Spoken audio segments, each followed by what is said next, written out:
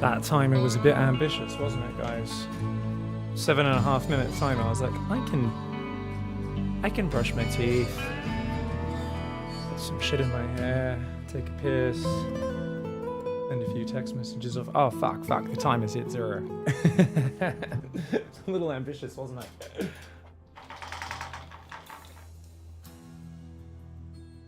Pretty good day off yesterday though. Pretty chill, guys. I went and got some bang bang noodles at my local favorite joint. It's called Cheyenne Eatery. It is probably the best restaurant in Burwood, and it basically is just run by a bunch of old ladies. There's like one old man out back as well, and I'm so worried every time I'm there because I'm like, man, I don't know how long these old Chinese ladies can run this place, and I've never seen anyone young working there. Actually, yesterday there was a youngish person, but it didn't look like she had anything to do with the backside. I'm like, no, you need a young person in the kitchen to pass on their fucking skill. And everyone in there is like, I swear, like 80. It's fucking wild, which is probably why the food is so good. But I was like the only person in there. One other person came in during lunchtime. So bang bang noodles. For those who don't know, like these really fucking thick ones. None of these look quite the same. Okay, yeah, that looks a bit more like, but yeah, that's a bit more like it. Maybe a bit of egg, bit of tomato, pork mince. There'll be like a bunch of obviously spices and stuff with the chili oil paste stuff they put in there. But the noodles are so fucking thick and chewy under there, and their ones are so the fucking texture on it. Oh my god, I smashed a giant bowl of that yesterday for lunch, guys. It was so good, man. I also got my new glasses lenses. I had like all these scratches on here for the last like month or two that have been driving me crazy, so we got new lenses put into the same frames, which I'm happy about. I really did not want to buy new frames. That shit's expensive. This is expensive enough as is, just getting new ones put in. And we got contact lenses for the first time in a while, so I can actually use those. But one of the main reasons is I wanted to use contacts at the beach. Thanks for the Then I found out apparently you're not meant to go swimming with contact lenses in, guys, because of like stuff could get stuck in there and like you could get infection in your eye. I feel like this is one of those things where everyone still swims with contacts in. You just don't leave them in long afterwards. I feel like if I'm at the beach for a few hours, get a bit of water in. Like, what's going to happen? It's fucking seawater. How many microbes can possibly be living in seawater? I figure it's just basically foreign body. Foreign body obviously is always a potentially thing for infection, right? Can't do contacts, there's no world I touch my eyes ever. I used to think that, Cybermaster. It's not too hard. Yeah, you just... And you just... Whoops. Just put a fingerprint on my glasses right after cleaning them. Yeah, you just... It's weird getting used to it. I remember it took me ages to get used to it when I was younger. But I haven't really worn contacts. I wore contacts for like a week or two when I got some free samples. 8 years ago, wore them to one BlizzCon. Everyone got freaked out. Other than that, I haven't worn them frequently since like 2008 or something, 2007, something like that. Maybe 2008, 2009, somewhere around there. Contact lenses are hydrophiles. What's a hydrophile? Hydrophile. Meaning, what's that? It's a molecule common to surface has a strong affinity for water, meaning it is water-loving, attracts water molecules, and typically dissolves in or mixes easily with water. Hydrophiles are generally polar ionic substances that form hydrogen bonds. Yep.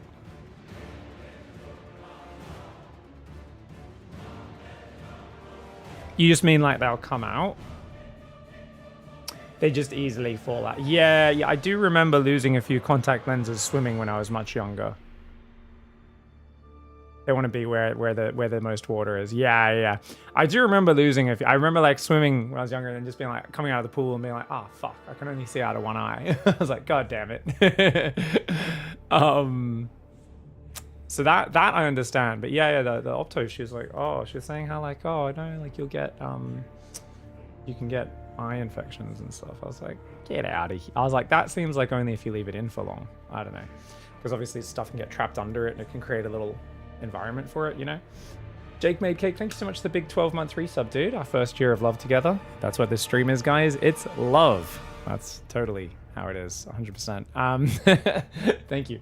Thank you, Grittian, for the 18 months. Avengitron for the 14 months. I had a dream I was driving with one hand, cooking pancakes with the other hand, tossing and turning all night. Nice, nice, nice, nice. My man. All right, guys, what do we got here? Let me just take these down, put those down there. We'll do those this afternoon. Or, oh, no, not this afternoon. I was going to do that just then after the stream, wasn't I? Okay, cool. All right, guys, so we were going to play a few Terran games, and I was just going to try and improve my turtling ability for a couple games. And if we get to nukes, we get to nukes. There's a good chance we don't get to nukes. But if we get to nukes, that would be both unexpected and fun.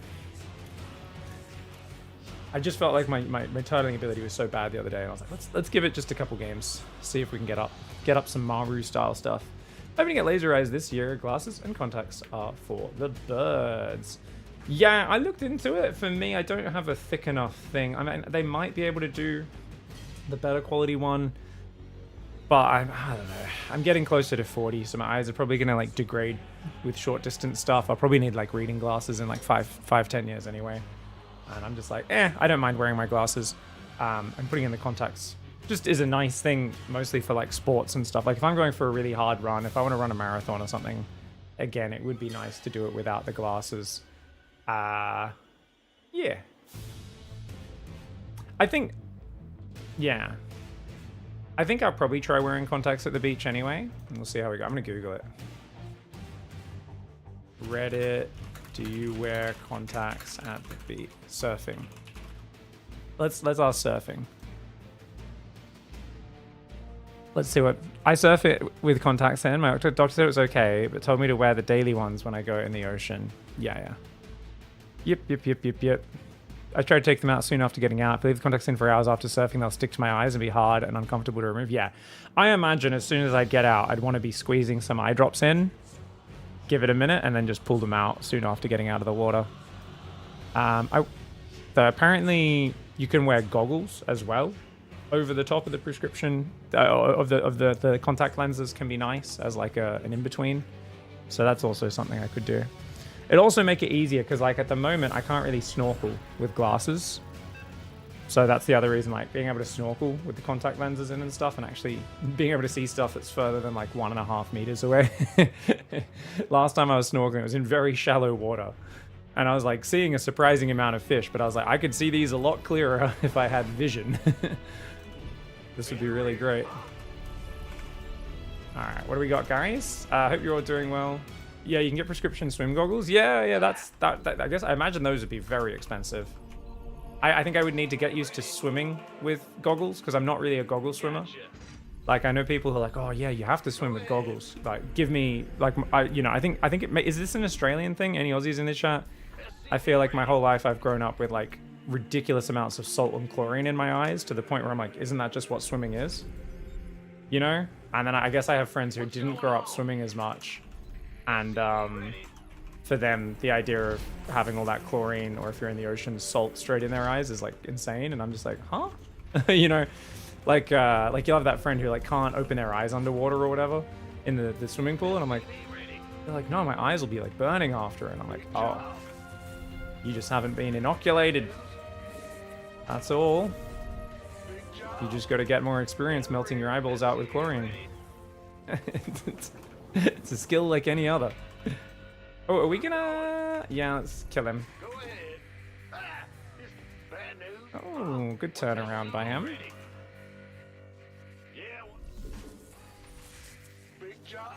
You can leave. Alright guys, we'll go for a Reaper. We will send the SCV out, hoping we catch the probe on the way back in. And we do. Alright, so we're going to go across the map with the Reaper. Terran is really fun when you have a goal, guys. Even if it's a really shit goal like Turtle to late game, where no doubt at some point, if I'm getting bullied, I will get frustrated. It's still... There's something about... The moment I don't have a goal with Terran, it feels a bit overwhelming. But when I have a goal... Turtle, get to some nukes, it should be good. Plan? What's that? I mean, you have a very clear plan, Patches. You see, you joke about not having a plan, but you do. It's called fuck the game up and then embrace the chaos. That's a plan, and you're very good at that, dude. You're very good at your flavor of it. I think the factory should definitely be further forward, guys.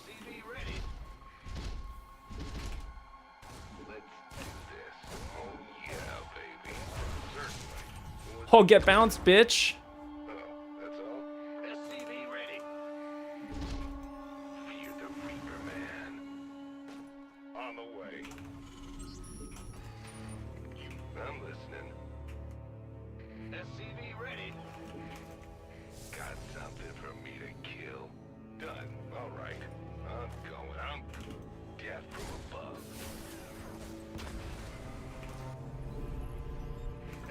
Add-on complete.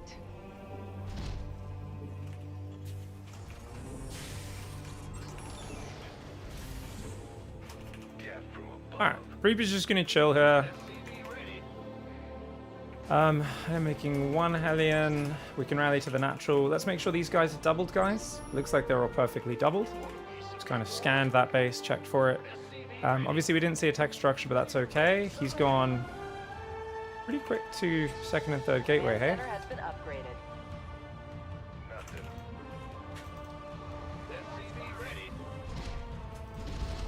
Alright, we want to go pretty standard opening here, guys.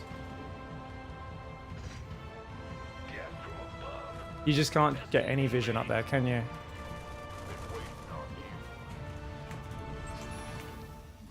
Okay. Add-on is up and running. Raven. After tank. Now this is where, guys, you want to make sure you build your extra barracks on time. And time to get Bruce to go help out Gary, yeah? Try to make sure we block this base. Oh.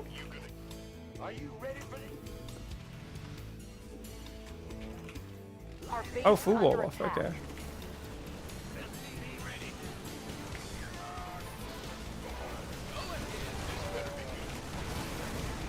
There's no way you think this is a good idea, right? That was a decision that he made?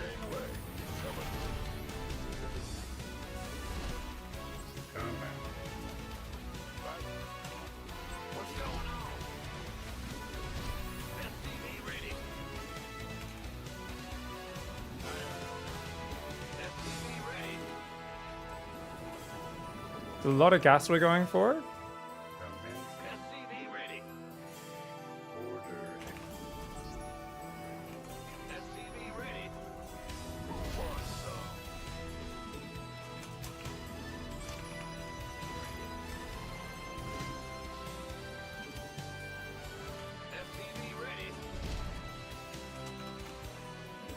Add-on complete. We're hitting our SCVs.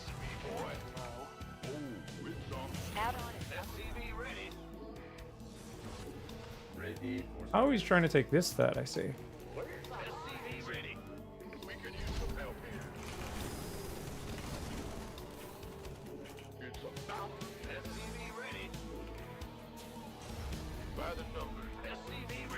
I like the way he doesn't even move to the edge. Zero respect, I love it.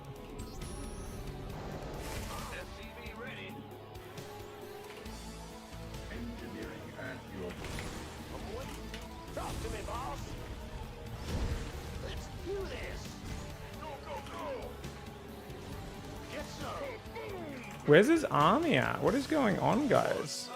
I'm in a heap of trouble. Are you ready for state your request? This better be good. Go time. Ready to blunder. Can you find the one piece of me, boy? I'm on. research complete.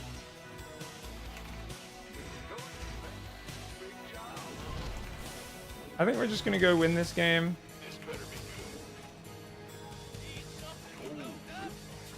We're done with the research. Armed and ready. You guys see his army just split in half? You got it. Ready for dust off. Just say gangway coming through. upgrade is ready for use. I'm so confused right now. What's he doing? What's going on? FTV ready. Go, go, go. Awaiting orders. Understood. Gangway. Kaboom, baby. Ready for dust off. FTV ready. Oh, it's off. Orders received.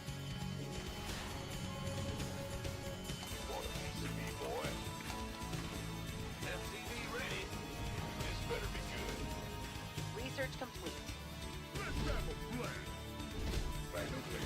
You gonna...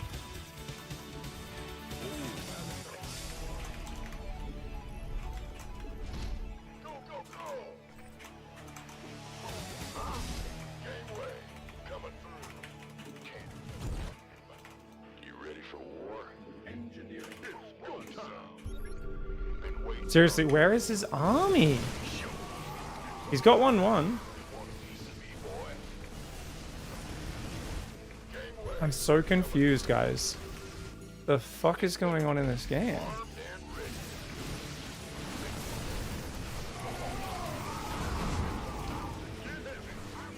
Want a piece of me, boy? Go, go, go!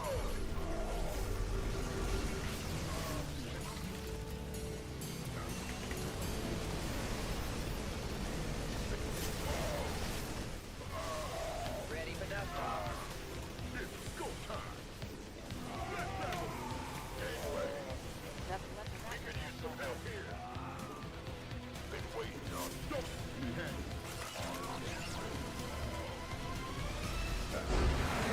The fuck was that game? Whoa, this must be a big MMR mismatch, right?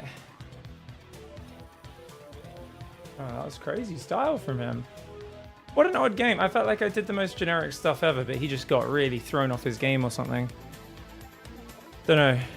That just felt so weird. Oh, he went... Wait, he went Robo first? What did he... But then he... Oh, he had a warp prism with his...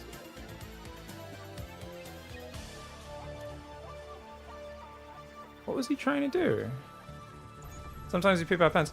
So I thought it would be like 4-gate blink, but then I never saw blink. I'm so curious. So he went, was it 4-gate robo? Walled himself on 2 base, and I guess his whole plan was always to do like a warp prism sentry stalker bust. If you don't have a bunker, you could totally die to this, but the problem is the way he showed it, where he just like YOLO'd in with like 5 gateway units and gave me so much time to repair. Didn't even try to block the repair with force field. That's what I was so confused by. I think he's doing a new... He must be doing a new build. This is the sort of thing that only makes sense if someone's just doing a build for like the first time. He doesn't even finish saturating the natural. And then he does start probing a little bit more after. Takes it to the guts. I guess he's like, oh crap, I've been spotted. But why is he making adepts? If you want to bust a bunker, then you need to get rid of... You need zealots and stalkers. You need damage dealing units, preferably mostly stalkers. And he's already seen the bunker at this point. What in the world? Pig, where does this replay overlay come from? I think we're using OBS 2020, right? I think I tend to prefer Pro 2020. Where does one find Pro 2020 these days, guys? Be fucked if I know. I downloaded this a long time ago. Give it a Google. Let us know if you can't find it. I'd say it's not the best for looking around a replay. Honestly, if I was you guys, I'd actually say sticking on default is fine. I like this for casting. But I think default's perfectly fine. Oh, does it come in the default settings? It'd be pretty funny if it does. Maybe it comes in the default settings, like as a default overlay. Maybe it does. But the problem with this overlay is that I can't hover over a unit stats. Like if I remove myself here, I can't see their upgrades. I can't see like, oh, Stalker does 13 damage versus light, 18 versus armored. Oh, it's, you know, yeah, I can see the upgrades, you know, down here. The upgrades will show up and I can bring them up in the tabs, but it's actually not as much info. So I would actually rather personally go either for the default or the old school Game Heart, which I haven't bothered downloading on this computer, but I used to use Game Heart all the time, which had, you guys know, it had like a narrower strip at the bottom for all this information, but you could still see the whole right side thing like you can in a normal game. So I like Game Heart 3 maybe it was, something like that. But this one just looked a bit prettier for the audience, which is why I started doing that. Yeah. I don't know. That guy's build was super weird, guys. I don't know why you'd go Adepts there. You're never going to kill a bunker with a handful of Adepts and Sentries, so I don't know what he was thinking. I think if he warped in like 4 more Stalkers and then goes in, busts the bunker, this could have turned into a very scary game for me. Remember when all of our heads-up display info used to take up 20% of the screen? Well, I mean, it still does when you're playing, right? And it wasn't too bad. It was not great, but yeah, it is funny if you look at like old casts from the beginning of StarCraft 2, and people have just got the same gameplay interface. Like, it does feel weird if I'm like casting a replay off that these days. I'm like, what the hell? Thank you guys. Appreciate Jake Made Cake and Gwydion for the subs, hopping on top of Venji and whatnot before. I see Big Stream. First words, the fuck's happening in this game, the confusion. Yeah, my opponent's build was very odd. And then his army was just missing in action for large portions of that. I don't know where. I think he was just on the map somewhere. I think he was just figuring out a build, failed the opening, and didn't know where to go from there. In general, if you're going to do a bust like that, I think it's better to just not have the robo. I think there is like, ever since 2017, pros really figured out how to use the robo very well. And I think average Joes think they need warp prisms because, like, I think that there's 2 big things for Protoss players where I'm flabbergasted by how a lot of Protoss players just copy pros without thinking. Because, like, there are these really bad mechanical players who actually think for themselves in StarCraft, and they're like, you know, I can just build a pylon outside my opponent's base and warp in there. They're like, oh, but it'll warp in 7 seconds slower. And you're like, yeah, but you spent fucking 500 minerals building a robo and a prism. Like, do you know how much money, how many more fighting units you could have had? Or you could have hired a gateway for the quick warp-ins? Like, I don't know. The prism with a lot of different builds doesn't make sense unless you're a pro gamer who's going to get an insane amount of value out of, like, picking up and dropping units and dropping in the main, microing left, right, and center. So I think too many people... It's kind of like the people just making Blink Stalkers because they see pros do it, where you see guys like Glaive Adept timings. And I remember, you know, the really optimized Prism version of it got figured out, and I was like, okay, that's cool. And I was like, yeah, I'm too lazy to like juggle the Prism correctly. I'd rather this be a bit easier. I'm going to stick to the old school ones where I just shade Adepts across the map and don't bother with the Prism. And people are like, oh, that's bad, then you can't this or that. And I'm like, yeah, but I'm also so much further ahead of you guys. It's just a different and much easier version of the build, right?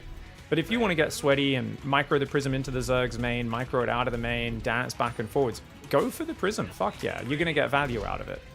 But there'd be a lot of players who wouldn't really micro the Prism at all. They'd have terrible control, but they'd still be investing in an early Prism. And I'm like, bruh, if you're not even going to improve your micro, why are you making a warp Prism? Very high skill unit, actually. And getting an early one is so expensive. Go ahead. But you tell us to have Prism in Bronze 2 GM. It's very different though. That's a big all-in attack. That's a much later attack. That hits about what, 2-3 minutes later? At that, and you've already got the robo because you need it for Immortals. So what we're talking about, Bronze to GM, you've already got the robo for your Observer at the start. You've got it for your Immortals. All you're doing is adding a Warp Prism as the cherry on top of the cake. Doesn't change the build at all. The problem that we have with the other ones is, yeah, there's no reason to have the robo in the first place if you're just going Glaive Adepts. They're literally not using it for anything else. Like in that last game, didn't build an Observer, didn't build a Colossus. He didn't have quick transition afterwards. It was, I'm making this robo specifically with the intent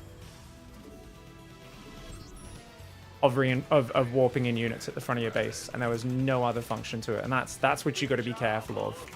That's where you get in trouble. Oh, we didn't need to send another guy. That guy normally builds the thing. Okay. Alright, let's go. Command Center, you can go up there. Come on. We're just going to YOLO in here, see if we can find some damage.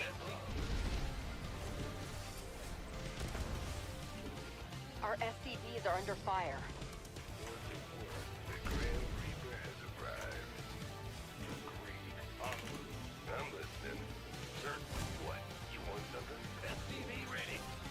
Add-on is up and running.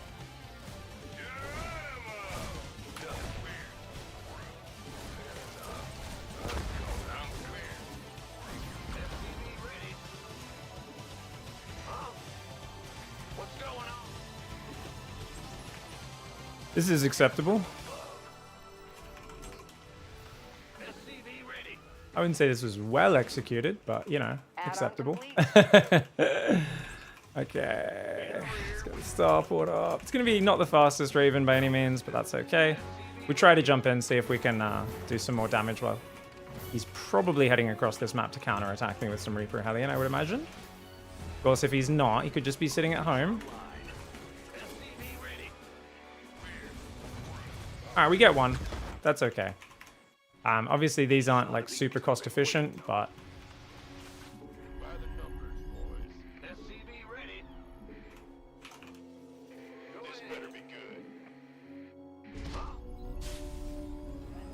Okay, you can just get in there. Yeah, that's fine. Yes. Did we not change the rally point? Apparently not.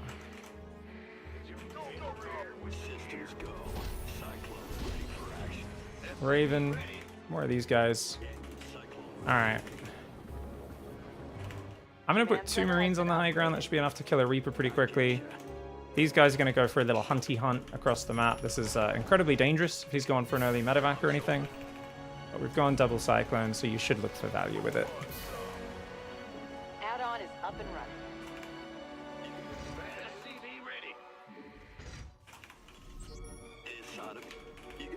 Just create a tiny bit of distance in case we get shot by a tank. I think there'll be a tank here. We'll find out in a moment.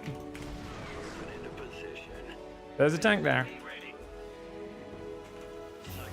Okay, I forgot to build my command center, guys.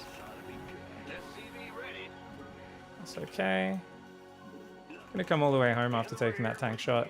Hey, you ever played Final Fantasy? I played Final Fantasy 7 and 8. Played a tiny bit in 9, but I never actually had the disc myself. I only played like maybe a few hours of 9.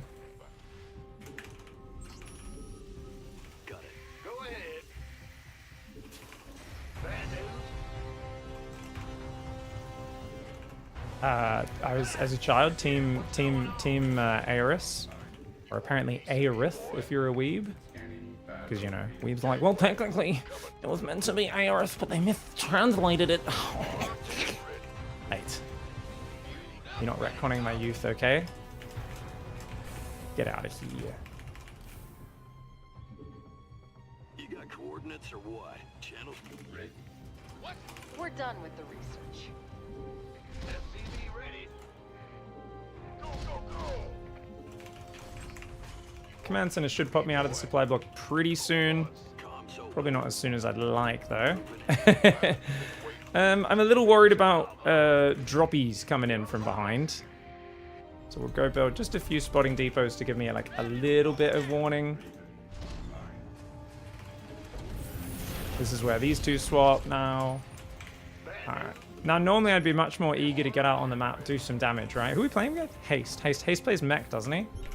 Yes, Haste plays mech. Okay. Good thing I kind of looked at my opponent for a second there. I was like, wait a second. I think I know how this guy plays, right? Yeah, we've played before. Gary and Bruce, friends forever. Should have dropped a mule before picking that up, but that's okay.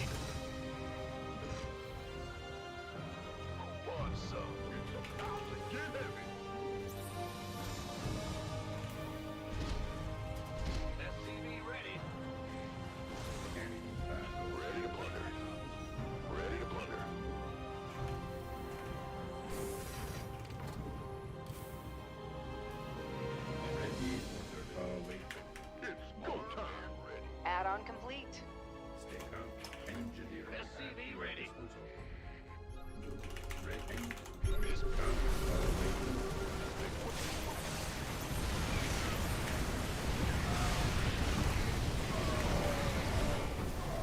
I think that's game over. Add-on complete. I figured I have to jump on him before he's ready because he's got a really good push there. But he was so well set up, like he knew I was going to jump on him. Oh well. That's fine. I guess I should have pulled those SCVs. What did my guys stop to fight? Was it just auto turrets that he dropped? It was just auto turrets, right? GG, well played. I think it was just auto turrets. But they held up all my things so long. Or was it just the Raven? I think all the Marines stopped to shoot the Raven. Or the Viking or something? Or the... Oh, it was the barracks! It was the fucking barracks! Pig, open your fucking eyes! Oh my god, I was wasting... I could have just pulled back at this point. We would have been fine, guys. He didn't build any ravens, or one raven. Oh, yeah. No, this is a great spot for me. If I just pull back here. I don't know why my brain didn't process that my guys would attack the barracks. I was like, what are my guys doing? Also, Stim's not ready. You wait another 45 seconds, you get Stim. It really does help. It's kind of hard because he's going to get ramp control. And he's got Viking control. Yeah, I mean, this was going to be really fucking hard no matter what. I was probably going to die to this. It's a good push by him. You know, 2 factories, 2 reacted starports. It's really hard to beat. I would need to land all my Vikings and try to flank half my army around the north and try to, like, cut off his reinforcement and then flank from the north with it. But would have been really hard to pull off. It was going to be difficult. Great build for him. Really good push. And yeah, he's actually up in SCVs as well because my macro sucks stick. But I don't know. I think I played okay. I don't normally use Ravens. And I was like, hey, as long as I actually land my interference matrices, this will be okay. Then I was like, damn, that's quite a few libs. And I was like, that's quite a few Vikings. I was like, there's also... And then I realized there was also, like, not just... I was like, oh, there's 4 tanks. I think I can interference matrix, like, most of these. And then I was like, wait, there's a 5th. And then I was like, wait, there's a 6th up there that was hiding behind the Raven. And I was like, oh my fucking god. I was like, how many tanks do you want to have, bro? Your brain did process it. You just didn't get the message. That's the exact same thing. I love how you cry. Dude, that's like someone... That's like some fucking special logic. That's like if I fall over and someone's like, whoa, you just fell over. I'm like, I didn't fucking fall over. My feet didn't work correctly. And my upper half fell over my bottom half. And they're like, you just said fell over. And I'm like, I didn't fucking say fall over. You know? I don't think we need that level of cope here. Though I do appreciate you having my back. You're like, you didn't fucking...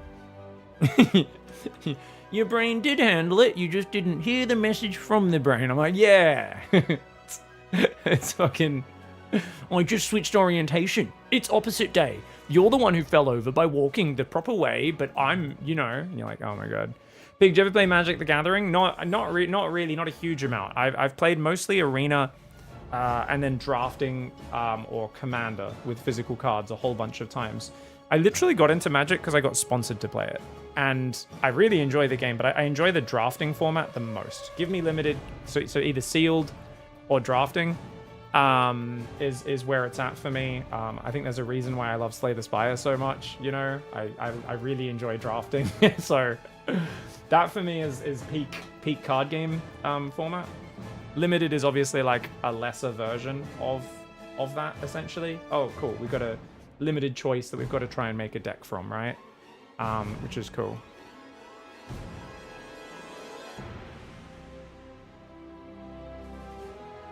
The barrack won this game. To be fair, even if the barracks wasn't there, I think I lose that fight. It just looks a bit less brutal.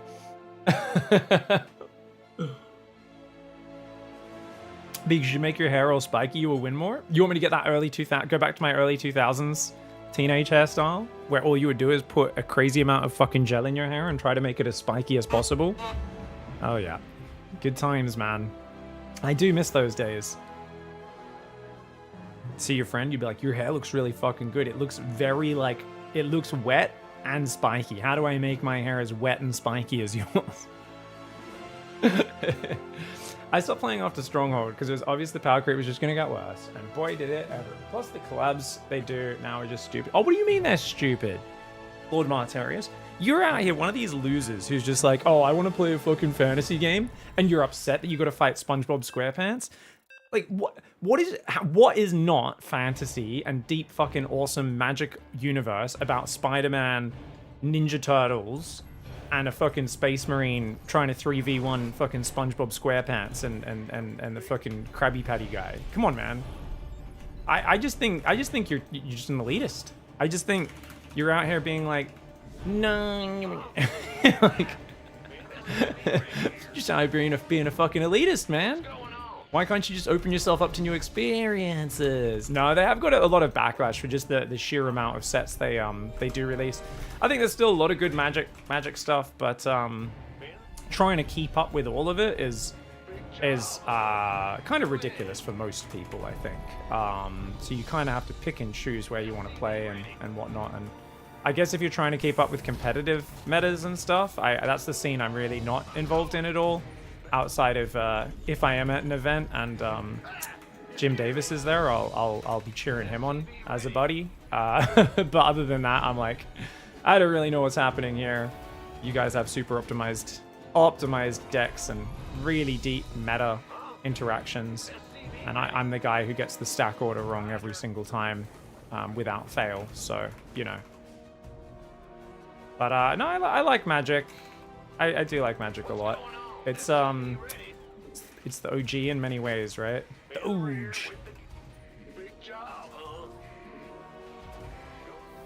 Oh, did you just get blocked? You did, didn't you? You did get blocked. All right, guys, we're playing someone called Pilot PT. Oh, you'd have come back in on you were, you little shit. Oops. I don't think we want to jump out that side on this map, do we? Oh, it's a bit late to bring that guy back. We should have brought that SCV scout back a bit earlier, but that's all right.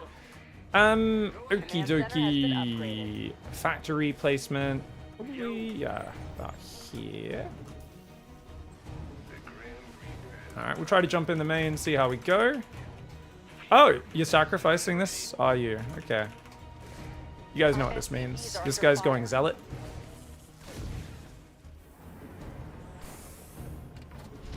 Let's not waste any time, and let's build 2 Marines. I'm gonna go around this side. Hopefully we catch him. We might not. We will run straight into the base. So I built my bunker a bit earlier than normal. Well, actually, no, it's pretty standard timing. But I made sure that I didn't delay it, whereas I often am late on things. And I kind of very consciously was like, don't you dare be late on this. Okay. Oh, it's just a standard build and... Okay. I really thought he'd be committing more there. Go ahead, CV ready. Our base is under attack. Okay.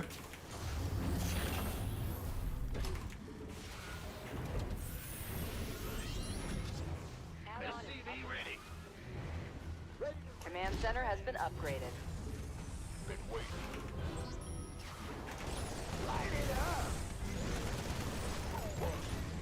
Oh, you just got blocked, son. Huh?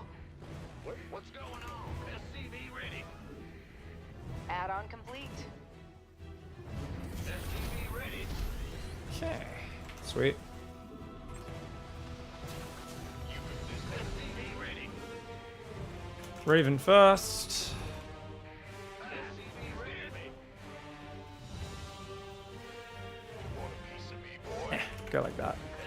So I was just trying to figure out where I wanted this wall off to go, because you don't want to be weak to blink or anything. Add-on is up and running. Yeah, we get the third gas now. Oh, do we want to get third gas before barracks? I don't think that makes sense, does it? This tank is a little bit delayed, but that's okay. Oh, quick third, hey? Ah, he's playing cuck style. So if you guys don't know, cuck style, pretty cool style. It's what you do if you're a cuck. The analysis is off the charts, I know. Basically, we need to go do damage to him.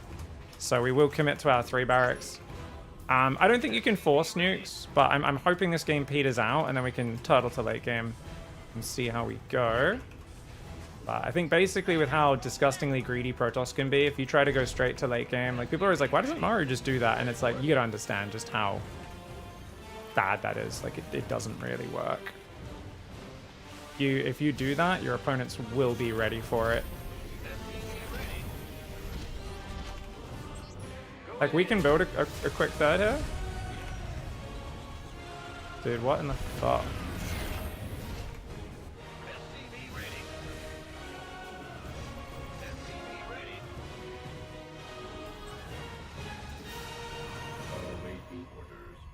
Order acknowledged. SCV ready. SCV ready. Boom, baby.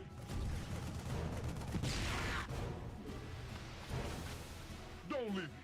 Okay, do that. Add-on complete.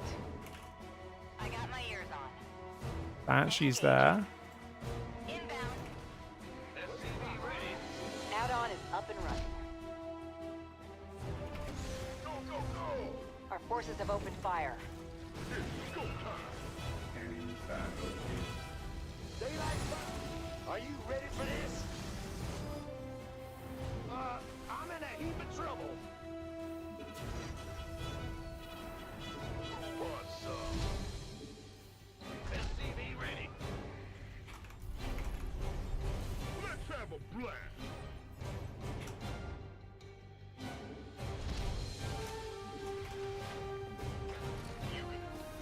SCV ready. Want a piece of me, boy?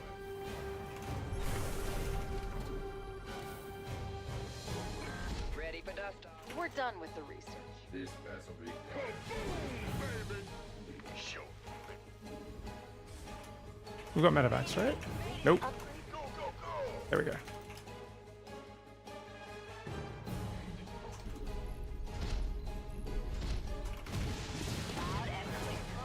I'm in a heap of trouble.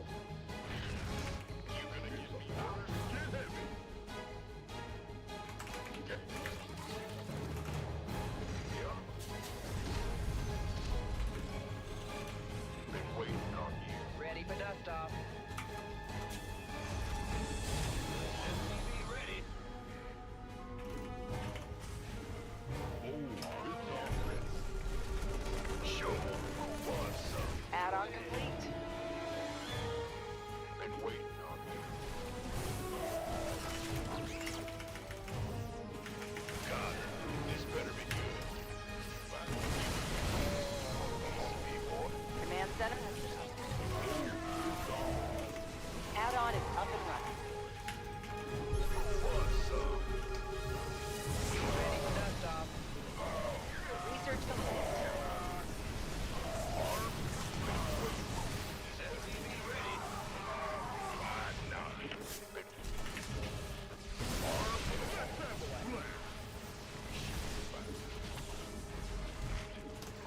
SCV ready.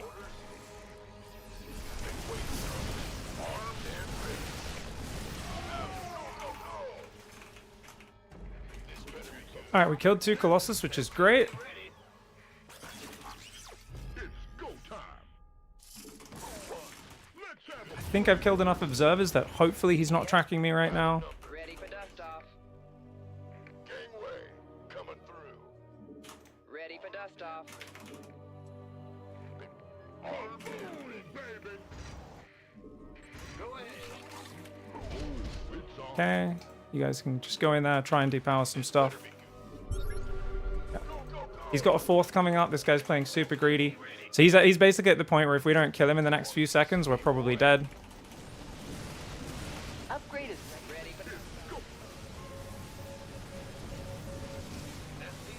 ready for dust off. Gangway coming. Go, go, go. This better be good. You want a piece of me, boy? Been waiting on you. I'm in a world of hurt. It's about to get heavy. Pick. What's up? Armed and Ready for dust off. you gonna get the orders? Mineral field depleted. You want a piece of me, boy? SCV ready. Gangway coming through. Boom, baby. Nothing left in that mineral cluster. Our forces have engaged the enemy. SCV ready. By the door. SCV ready. Mineral field depleted.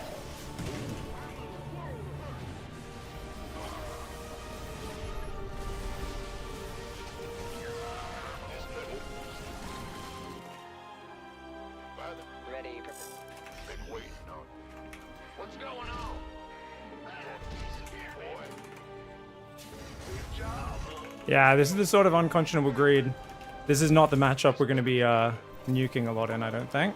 SCV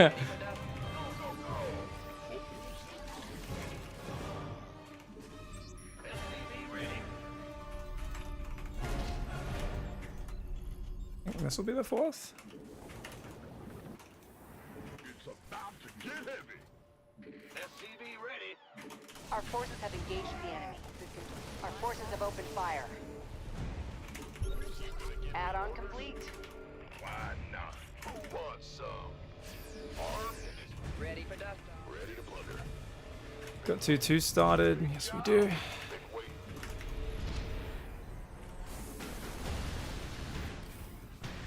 You want a piece of me, boy? Let's have a blast. Show me who won. This better be good. Armed been waiting. This better be good. Our forces have opened fire. By the numbers. Been waiting on you. Ready to plunder. Corner. This better be good. Oh, it's on. You gonna give me armed? Who won? Somebody, get me out of this mess. Dust reporting. Been waiting on you. Ready for pickup? Repeat last transmission. Now what? Upgrade complete.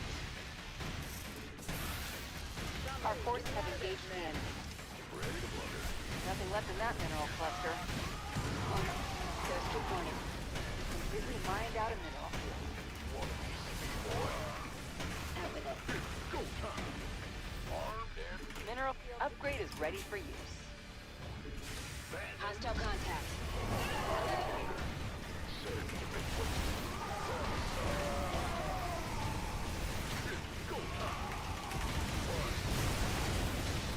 ready to plunder.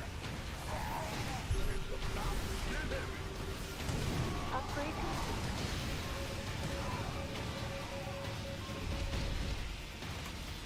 Command center has been upgraded. Channel. Ready to plunder.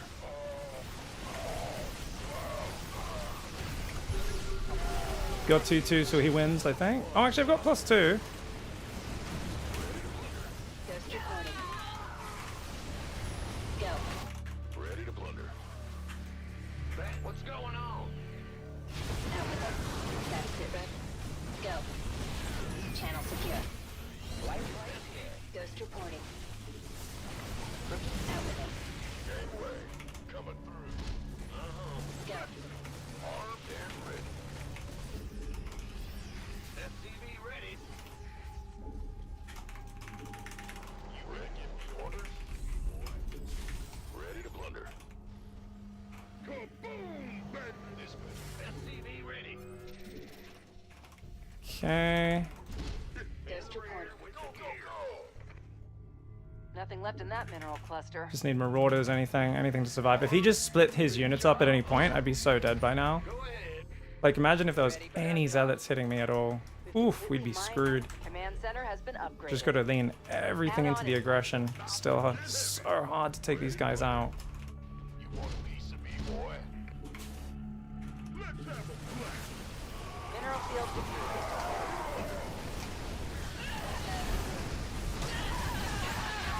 Channel.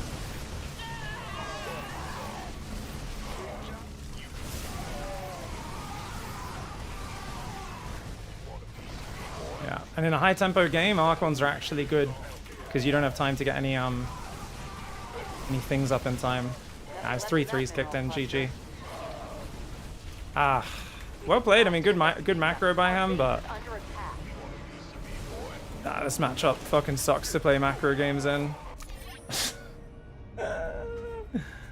Oh my lord. It's just like, feels like you're at the cusp of fucking playing at such insane speed the whole time. But yeah, it's rough, man. Oh, GG's. Traded pretty badly. I think my first attack into the Colossus was probably actually a negative. How did Zealots end up so overpowered? Zealots have always been very, very good. There's just a lot of players who are too stupid to use them, that's all. It's Forge timing as well, dude. This greed. Losing the Raven was bad. Oh, he wasn't watching that. That's hilarious. That's why this Banshee got a few kills. I should have done that, though, the Raven, the Banshee, and the thing, while attacking the front. Because instead, now he gets to bring all of his Stalkers to the front.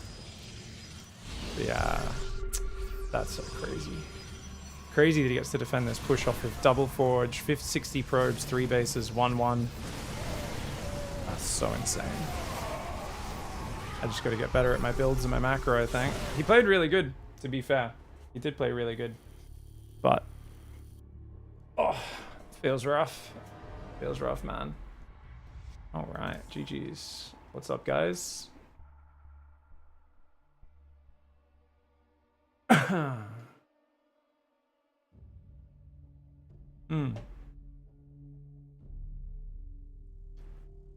Pig, I've been trying this out with success. 2 base, biomine, all in with 2 mine, 6 marine pressure.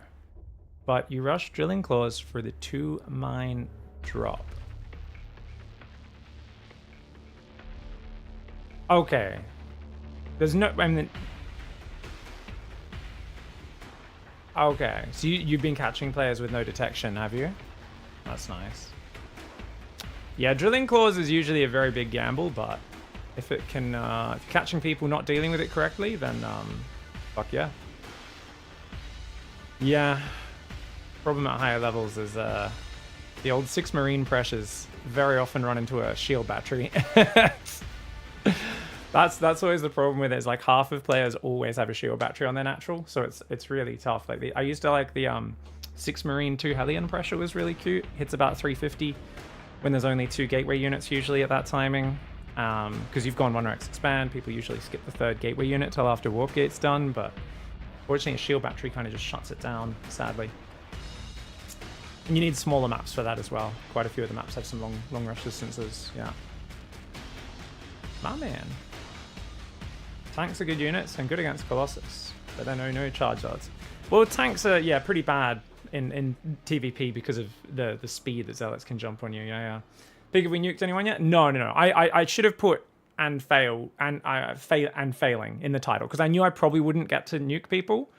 Unfortunately, we got killed by a TVT timing. We got killed by a Protoss there where there's just no, you can't really turtle to late game against Protoss unless your opponent's incompetent.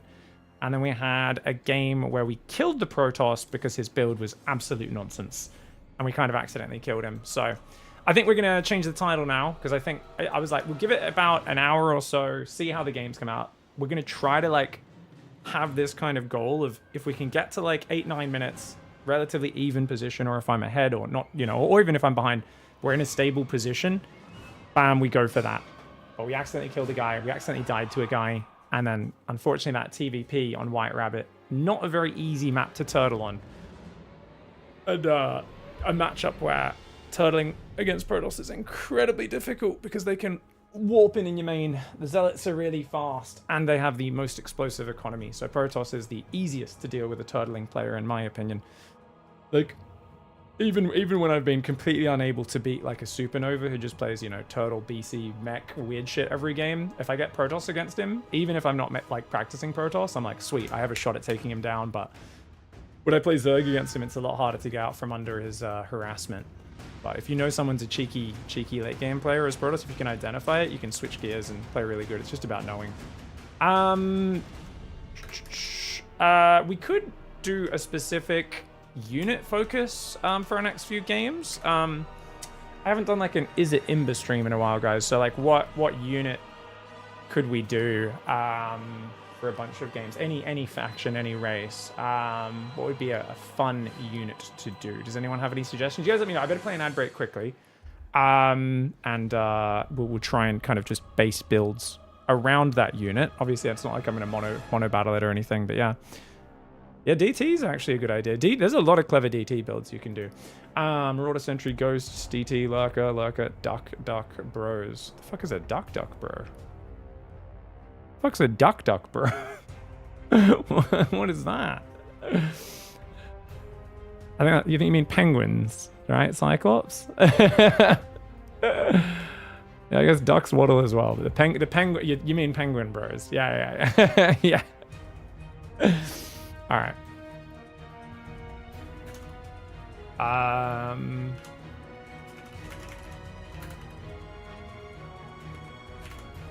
Maybe we'll try Invisible Men. What do you guys think? Invisible Men could be fun.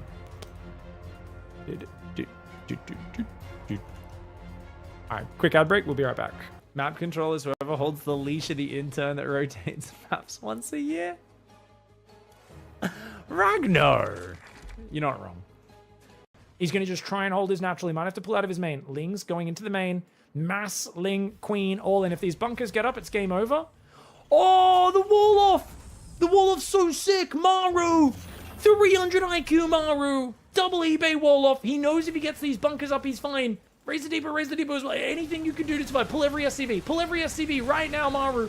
Maru's pulling every single SCV. The Marine's going to get inside one bunker. The other bunker, they will not be able to get inside. The Queens are unloading. They transfuse. Nice transfusers going down. The Ling's doing great damage. There's not enough damage for Maru. The Lings are going to work. It's going to work. Even with that, because he broke the wall off. There's no firepower left. He's into the main. The depot doesn't go up. Oh my god, the gamble. The crazy gamble from Raynor pays off. Oh my lord. What? Wow. GG, well played.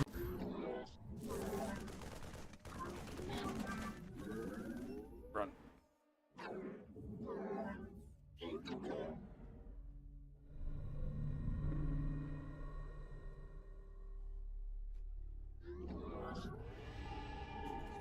Saved. Probes under attack. The economy Mr. Ghost. Do you guys think I could have done that? And fight him they will. Oh my god, 5, 4, 3, storms everywhere, 2, 1, the shade finishes, the storms are there, and Ilias with the storm adept shade combo steals the point. Nick teleports in after the fight's over. Nick teleports after the fight's over. He's like, guys, are we fighting for the point? Are we fighting for the point? So guys, straight out of Home Story Cup, we do have, here's Eon Blue on the left next to the DJ. I don't know why, he just looks like he just came out of a fucking, like he's been in a little fucking gimp closet or something. And he's just being let out. He's grabbed a beer because he's like, this is the only time I'm allowed to drink. And he's coming over to try and be like, can you please call the police? Dennis keeps me locked away. These are under attack. Shit. What do we? Your forces are under attack. Oh no, fuck off! Base is under attack. Kill these fuckers! Yes! Yes! Yes! Artifact power at full capacity. Yes! Oh, they were so close to killing it. I was trying to focus those Zerglings down because they were all attacking it at the very end. It was down to like maybe 1,000 hit points, maybe less.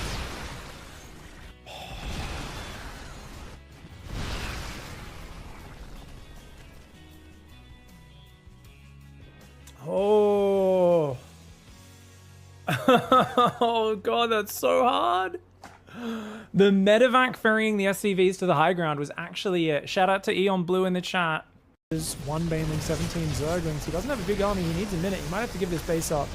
The Infestor's looking for the fungal. He wants to pop it from a little further behind. Nice double fungal in the rear with the fungal gear. There's another Infestor there as well. He's going to pop it up. Oh! Juicy, Lucy, big green goopies all over Kua's face. And the Terran players vomit on their shoes, and the Zerg players say, wait, is Ultra Infestor actually legit? Is it broken? Is it good? Or is Dark just an absolute Chad gamer with a giant Ultralisk? A big, thick, firm Ultralisk. This Ultralisk just got promoted to a Ravager. He's like, what the fuck? I'm an Ultralisk, that's a death. Nah, he's dead. Even with his cute move, I think we're fine. Maybe? Oh my god, why is my reinforcement so slow? Oh! I was like, where are my fucking reinforcements? So I clicked on the changeling, but apparently I misclicked. Or he dropped the second one. Either way, big dick plays. You guys remember there was that real deranged psychopath in this? At some point, I remember I was trying to impersonate the guy because the guy was a super fucking weirdo. He's like, you sound fucking Asian. Like, he was just real, like, you know, the homeless guy that shouts at people to go back to their own country really aggressively. He kind of had that energy. Oh, yeah, there it is. That's it. I think it was at this point where, while editing this video, I was like, I think I need a haircut. Like, This was me impersonating him, the player, and I really feel that should be a GIF, by the way, guys. I should really... She's all in. To be fair, not really, because he's only on 1 base. She's very committed, is what I should say. 9 Ravagers, 2 Roaches. 10th Ravager is morphing, but it's all the way at home. It should have probably been one of these. Oh, actually, that is the closest Roach. Never mind. He doesn't know. She's looped around behind him, and she's caught the SCV pool. It's a disaster. The SCV is not able to join up with the army. Dude, this fight is an absolute shit show. What is this? The Lings do get in front. All the SCVs die beforehand. No. He had no information. That was a very committed... And we're back. Hello, friendos. How are we doing? Yeah, we'll try a few Invisible Men games, guys. Invisible Men are Ember. The whole... This is my my clickbait stream title, guys. Every time when we do a little challenge, we just go X unit is Ember, and then we see if we can actually live up to it, or go no, we suck and our builds suck. But we'll try and figure out some builds for them. Hopefully, get the same matchup a few times in a row so we can refine it. PvP is a matchup I really don't use DTs in enough, so I think that's one I'd actually be really interested to kind of find the sweet spot for doing that again. Would be really cool. Big takeover for Sir David Attenborough, indeed. The Wild Twitch chatter talks about and watches StarCraft as a not quite acceptable salve to their ever-lonely nethers. Despite their hungering for human connection, they spend their time inside watching other people play games rather than going outside and touching grass themselves. Yeah, yeah, for sure. Obligatory Knight is Queen comment said Baskerville before. Yeah, we could do that as well. There's some good suggestions. It was pretty cool. We got so many good fungals off the other day when we did our challenges on the weekend. We killed a lot of workers with fungals. Harsh but fair. I mean, I'm the guy sitting here playing games and watching other people play games as well. Like, I finish my stream and then I like open YouTube and watch other people play games and talk about games and like, oh, you know what's exciting, guys? Like, let's watch like a fucking video about a cheating scandal in a game that I have no interest in, you know? Or like a retrospective on a game I never played for like 6 hours, like, which I'll listen to over the course of like a week of jogging, and I'm like... Like, I'm really spending my time the best way I possibly can. The most efficient. the most productive. Battle Cruise. You know, I haven't been using Battle Cruises in a while, JSL. Yeah, maybe we'll do BCs after DTs. It'd be fun. You know, I can never make 1 base BC work anymore, but definitely we should try to do some 2 base shenanigans. I think the trick with going BCs in like TVP is it's kind of like, you know, like Euthermal's PF Rush. It's more about fucking people up with a few Reapers and Hellions, and then you can do the weird shit. You got to get like a little bit of an edge first. I think it's the same with going BCs against Protoss specifically, kind of against Terran as well. Zerg, I think you can maybe go straight BCs, and it depends on the player. Some people just don't know how to handle it very well, or they fall a bit behind, but in the other matchups, it's, yeah, you want to get a bit of a lead with like a Hellion drop or something like that first. Pig, have you watched Grant's SC2 retrospective? No, I haven't really watched. I've only watched snippets of Grant's retrospectives. I saw he put one out about XCOM 2, and I was like, that's experimental. To me, that tells me he just got hooked on XCOM 2 and played it and was like, fuck, I better turn this into content. Because normally the sweet spot for making retrospective nostalgia content is about 15 to 20 years, where the people who are, you know, grew up with a game and played it in their teens are now in their mid-30s, have jobs, have kids, don't have enough time to play games, and they really want to like relive the glory days of being able to play games and discover these worlds for the first time and all this sort of cool shit, you know. So I think I was like, oh, that's only 10 years old, XCOM 2, you know, it's a bit early. We're about right for an XCOM Enemy Unknown You know, retrospective maybe. But XCOM 2, that's a bit early, you know. Because I know, like the Warcraft 3 one and stuff made sense. StarCraft 2, 16 years is old enough that you can do retrospectives on it now. I don't think anyone's really more equipped for that than the guy who's done every possible challenge imaginable. Imaginable? Did I say imaginable? Holy shit, guys. You know, one of my first words, guys, was Vegemite when I was a kid. Not my first, but one of my first. And I used to say it, I believe the pronunciation my brothers told me was Embiipe. And he's like, no, Vegemite. And I do remember this, actually. I do remember my brother being like, no, it's fucking Vegemite. And I'd be like, that's exactly what I'm saying. Are you fucking stupid, bro? And he's like, you're not fucking saying it. And apparently I was just saying Embiipe because I was like, I don't know, like 2.5 or something. Or 2 years old or something. I don't know. But I remember as a young child just going Embiipe. But to me, it sounded like I was saying Vegemite. But, you know, dumb child brain, I guess, right?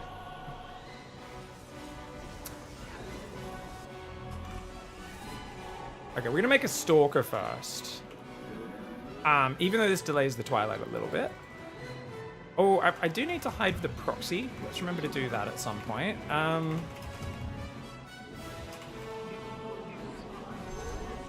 Block the wall off point.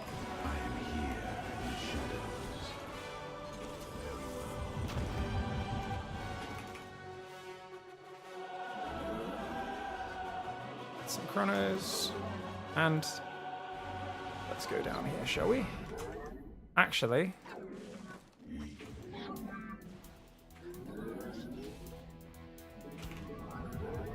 go like that.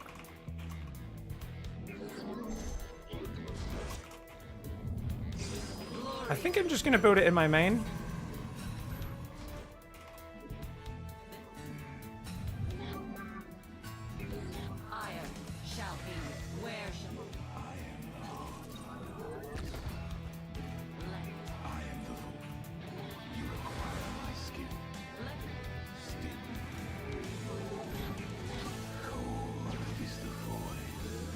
He doesn't see it. This is good.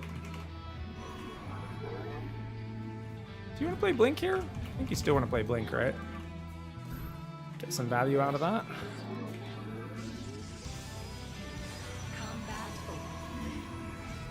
Warp gate should be done soon.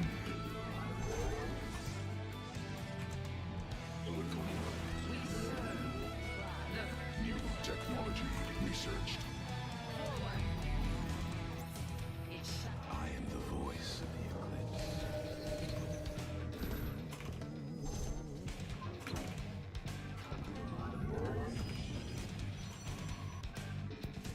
You require my skill. We are one. I think this is going to be a pretty early push for him. We're still going to build the third because we don't know. What a battery.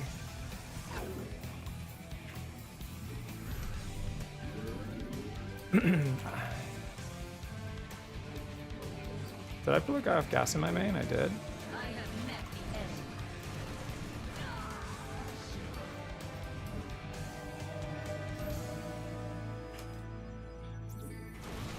From the shadows I come. You require my skills. What? Got him!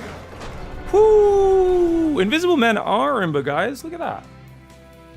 One in his main, one at home. He didn't have any scans, I imagine. Whew. Good build. If you see an early Cyclone, always expect a quick tank behind it.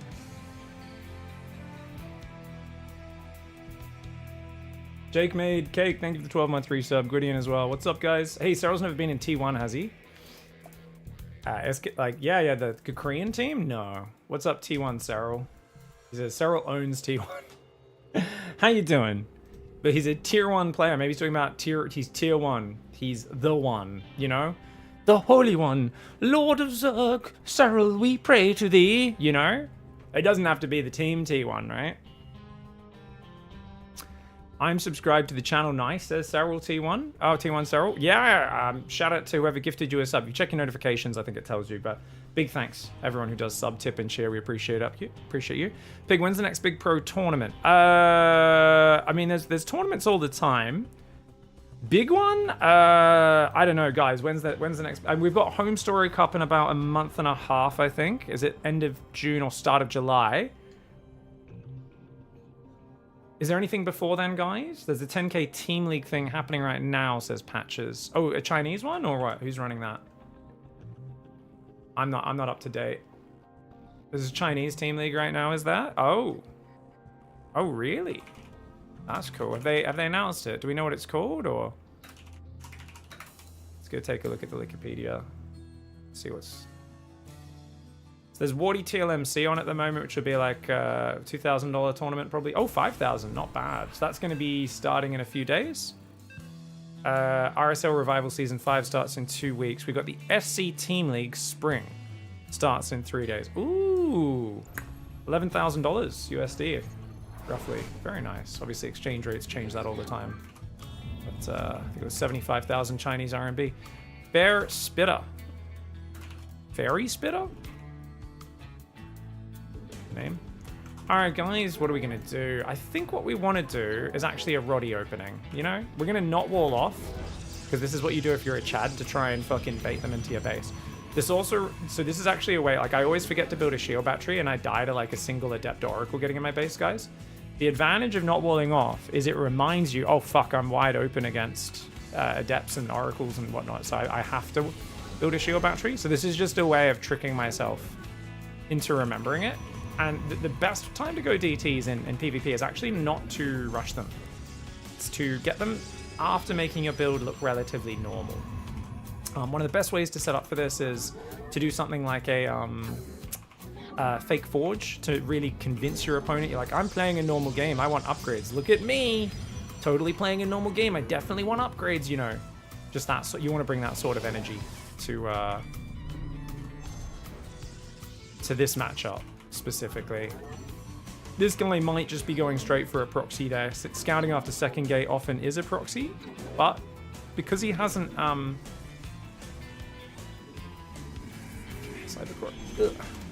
because he hasn't built a he hasn't saved chrono, we're not too worried about it. He's also not too early on that either, so I think we're okay for now. We're just gonna kind of I guess we can harass a little bit since we're here with this guy. Oh, I'm sorry, is this my mineral patch? This is my mineral patch now. Yeah, welcome to town, son.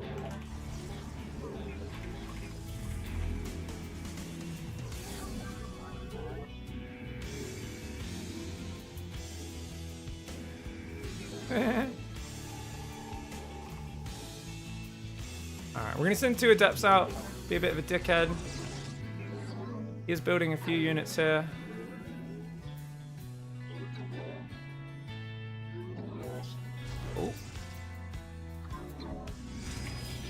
Oh, hello. Okay, build a few more probes.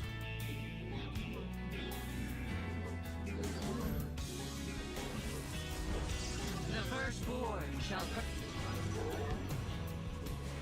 Yes, Executor. I think I'm gonna build 2 Stalkers. And then a Nexus. We've got the shield battery up really early, like I said. Shall be we serve with.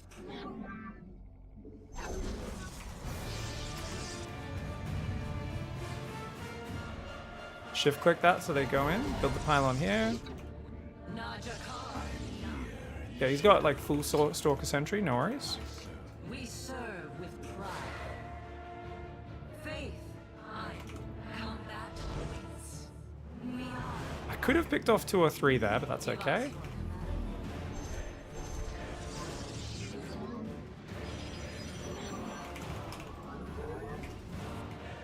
Combat awaits. Yes.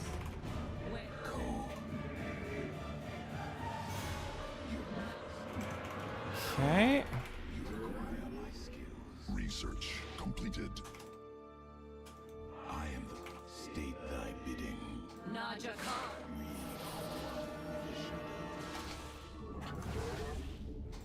He shall be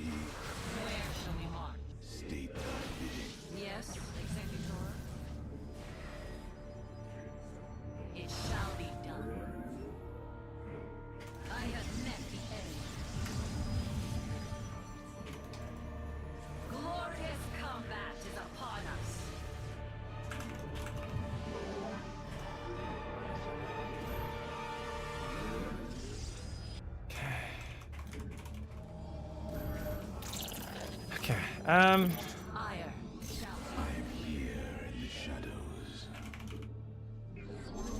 okay.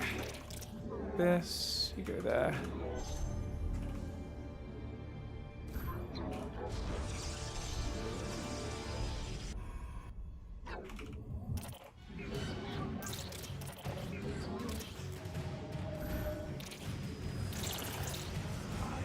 Check that we're not getting all in. He built a lot of guys, so we should be okay, because we saw a lot of sentries. But we're gonna check, we're gonna check, we're gonna check. Like I said, I'm not really used to this style of opening, so.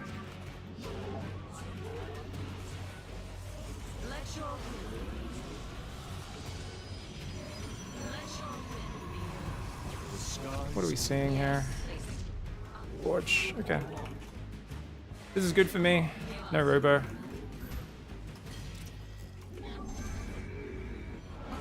Dude, he's had to spend so much on this. This is awesome. Just like walling off. It's also hard to macro correctly when you're constantly having to wall off like this as well. And that Dark Shrine should be ready soon.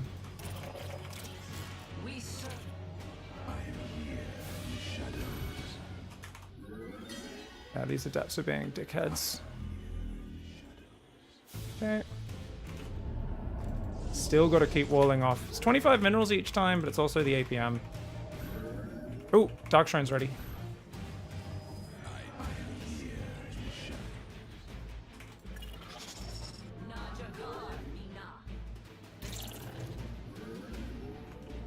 Great time to get supply block pig. That's fucking genius. You're just the smartest guy. Where shall we march? He sees it.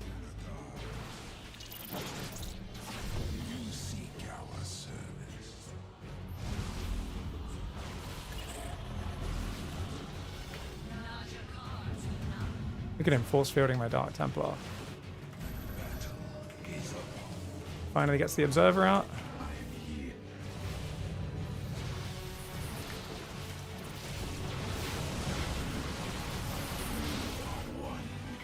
Combat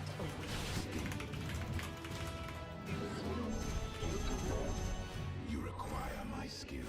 yes, Executor. Forward. We are of one mind. Intriguing. Let our enemy know our fury.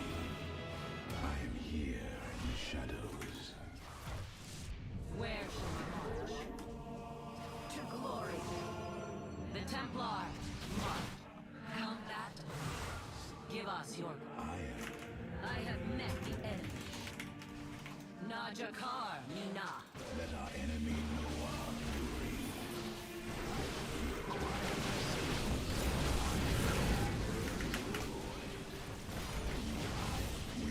Glorious combat is upon us. Okay, those guys finally went down. Sweet. Go to the corner.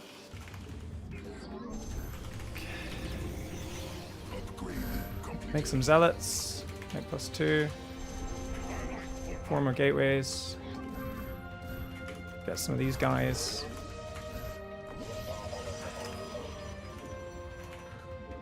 Mineral field depleted. Okay, get some more gateways. Alright, 666. These guys are going to come from this angle now. Yeah, one of you guys as well. Alright, we're doing good. One there, one can come forward.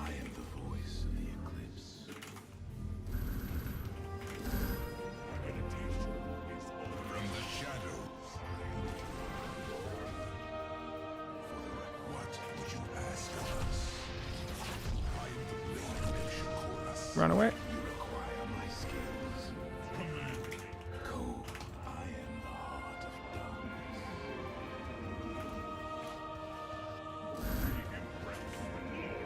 Mineral cluster. Research completed. New technology researched. Lots of zealots. DTs are going to run in.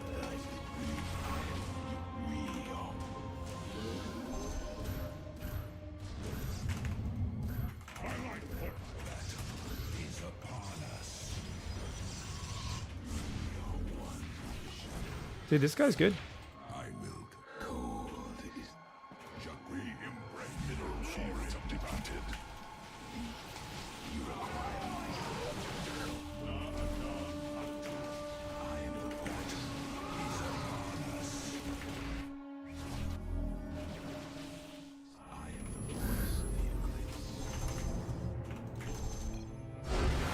No. We did pick up his upgrade. We were depowering gateways. I think he only had one observer, I guess.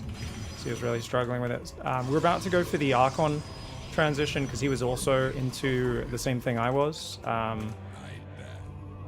Which is lots of Zealots. Nice A-movie unit, but they fall off really hard versus Archons.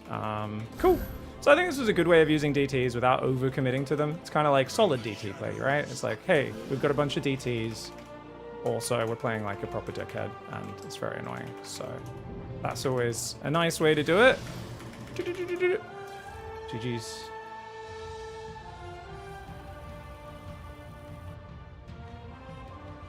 What's up? Hey Pig, I'm entirely new to the genre. Watched the first episode of Unranked to GM and hooked. Thanks to the content. Oh, thank you, mate. I really appreciate you. Thanks, Hang and Chaewon. If you ever any questions, shout them out in chat. I'm terrible at reading chat in the middle of games, but at the end of games, that's the best spot to ask direct questions. Also, if you ask a question, don't be afraid to repost it. If I miss it, repost it when I'm actually reading chat like now, and always happy to answer them. Likewise, if you do start laddering a lot, Discord is the best place to join. Oh, you guys have already I love you guys. You guys have already tried to get him in the Discord. Great. The Discord's the best place to get free coaching. There's like people post replays in the replay threads in there, and everyone coaches each other and shares information.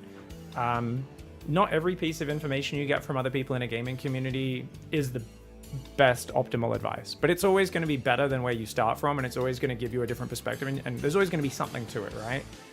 That's what's kind of the whole kind of thing, right? Is trying to just get different viewpoints so you can understand what happened. So what level was that guy that I just played? 4.9. Cool. Good game. Let's do another one. How'd the nuking go 2 days ago? We didn't manage to land any big army nukes. I threw a few on the map, but my big problem was I'm just not that good at turtling. So I got overrun by a Zerg. He had really good macro, good creep spread. Kept coming at me from two sides. And he basically just overran me.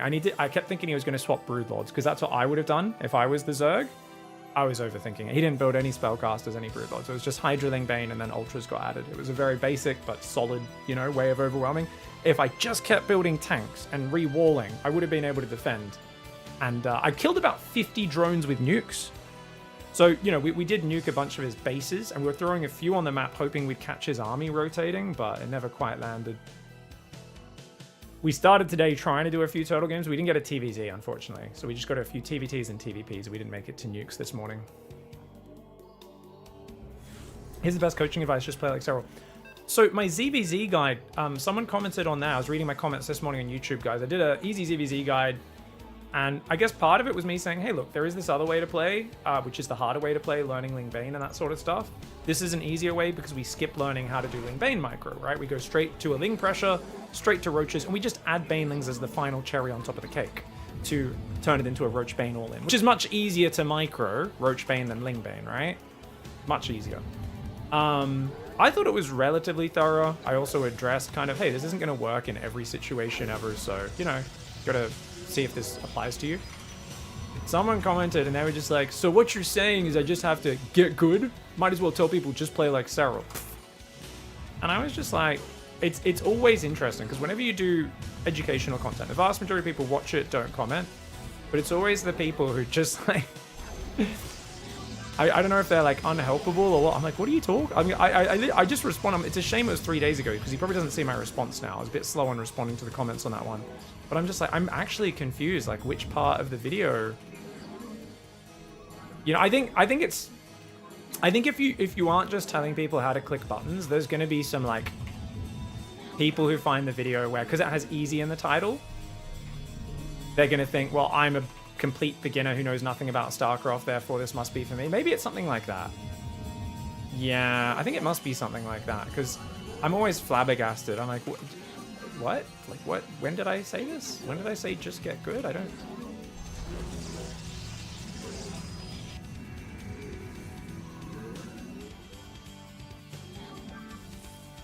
Are you double gassing, my friend? You are.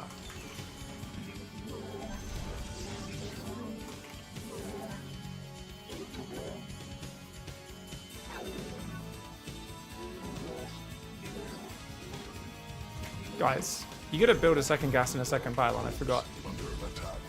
Kind of important. Oh, Marine first.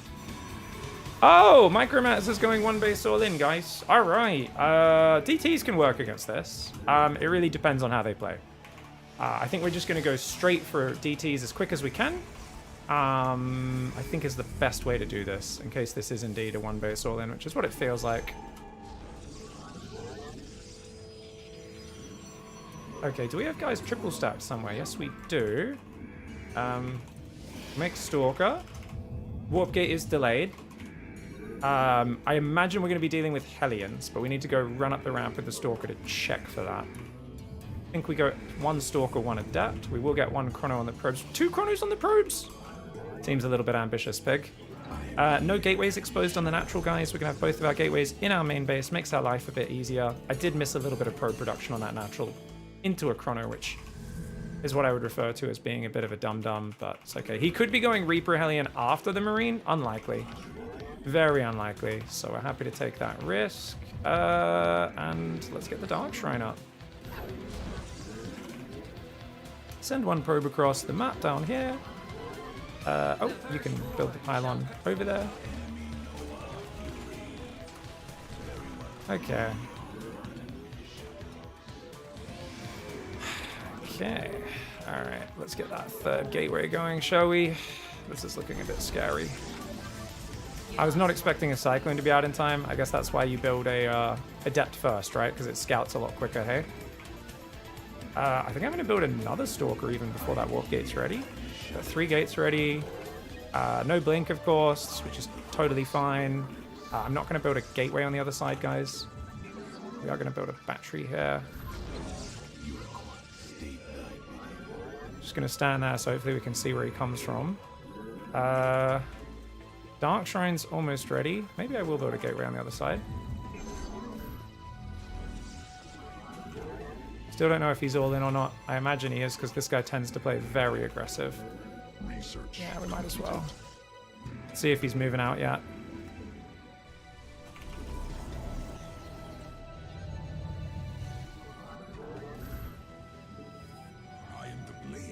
So I'm shift-clicking them to maintain spacing, guys. Does he have units there? He does.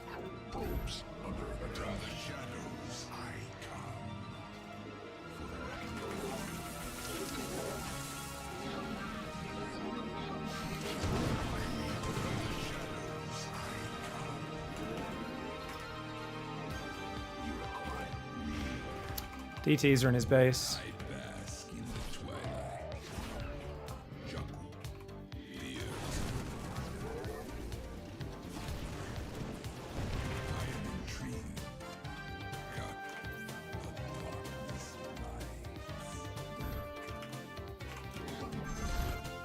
Charge.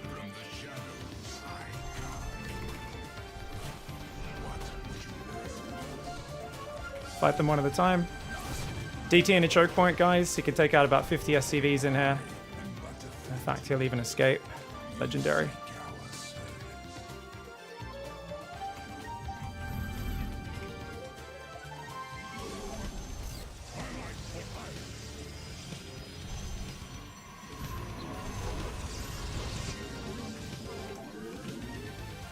GG.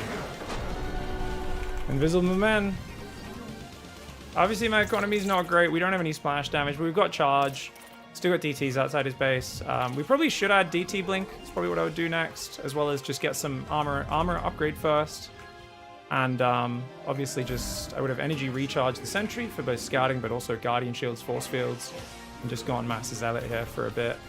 A few more pylons would have come up. This would have given me 15 free supply. And yeah, DT Zealot, those tradey stuff probably would have been good there. GG.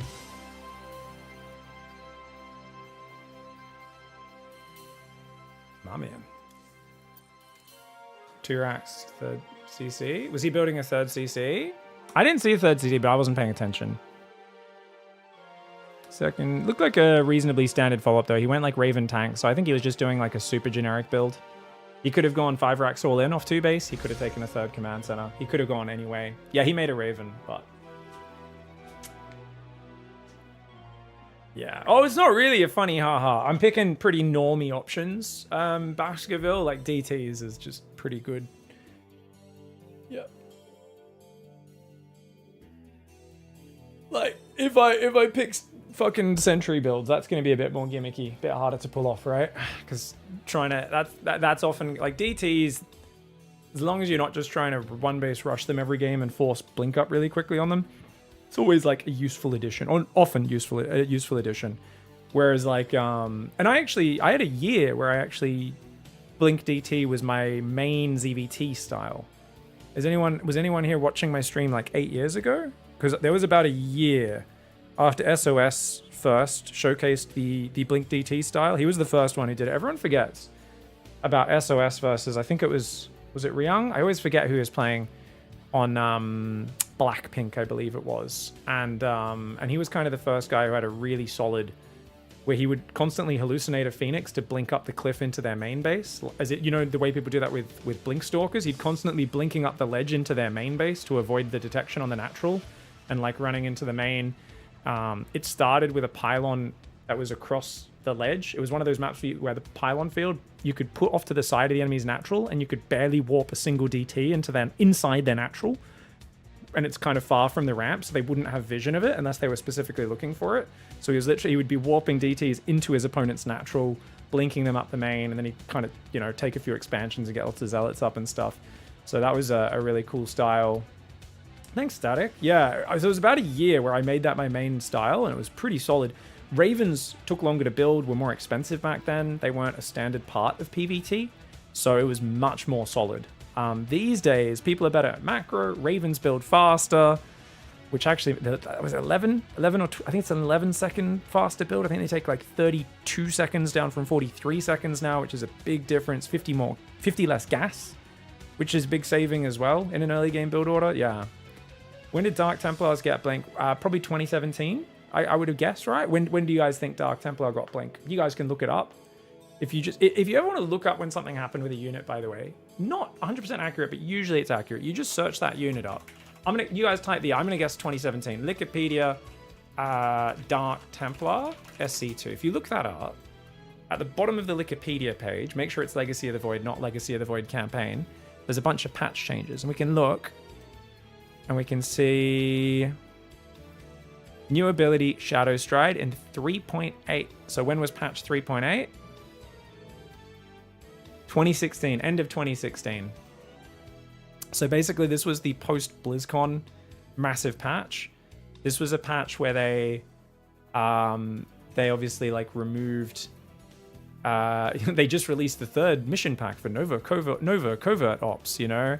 But they removed tank evacs, you know, Battlecruiser lost its energy bar. It no longer gets interrupted Yamato by Neural Parasite. You know, Yamato and Tac Jump don't require energy. Instead, they have a 1 minute cooldown. Cyclone completely changed. Liberator, they took away the plus light to anti-air. This was like a crazy, tanks can't be picked up by medevacs in siege mode anymore. Like, they actually increased the tank's hit points in this patch by 15. Siege tank's pretty tanky unit since that patch. Ravens used to be 200. Yeah, I mean, Ravens used to also have Point Defense Drone. One of the most overpowered unit abilities in the game. Bulgarian, like crazy good. You remember a Point Defense Drone could block 20 Corruptor attacks, and a Full Energy Raven could drop 2 of them. So late game, it's like, you know, you got Sky Terran, they've got Corruptors to counter it. You're like, cool, this 2 supply unit is going to stop 2 volleys from your 40 supply. Like, the supply differential is just fucking insane. And then there was Seeker missiles and stuff as well. They used to blow things up, and they could cuck any projectile unit, which is most units in the late game that shoot air, especially. So Corruptors, Hydras, Queens, any of their attacks would get blocked by it as well. Yeah, if you go find some of the old stalemates at the end of Heart of the Swarm, the just Mass Raven was like, you can't engage into me. It was hard to get there, but so good. Back then, Fungal dealt damage and was instacast. Yeah. It was also shorter cast range significantly and smaller AoE as well, though. Keep in mind Rakanichu, and there was no parasitic bomb to pair with it. But definitely, there's a lot of things that were very, very powerful back then. But PDD was pretty crazy. I mean, Infested and Terran was always crazy. I'm not the biggest fan of them adding the anti-air to it, but yeah. All right, guys, we got Maples here. That was a really long queue time, but we'll probably get mauled this game. I want to make a sentry or two to disguise the Dark Templar, guys. So I'm thinking about how to disguise my Dark Templar tech here against someone who's way better than me. Sorry, it feels very laggy. I guess my previous games might have been on a more favorable survey. Alright, I'm going to do this no wall off again.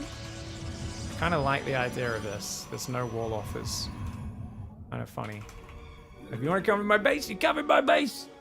He goes 6 adepts, we probably very much regret this decision, but as long as he doesn't go 6 adepts, we good.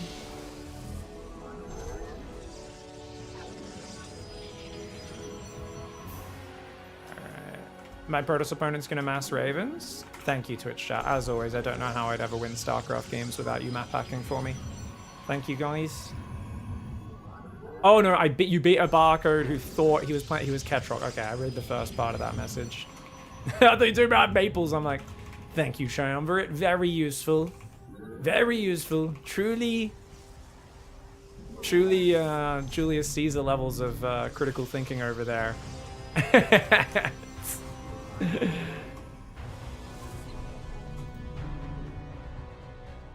Now you might be wondering, why am I not scouting, guys? Scouting's for fucking cucks. Do I look like a cuck to you? Don't answer that question. Alright, we'll find out soon if he's 1 Rax expanded. One Rax, yes. 1 Protoss Barracks expanded. Interesting.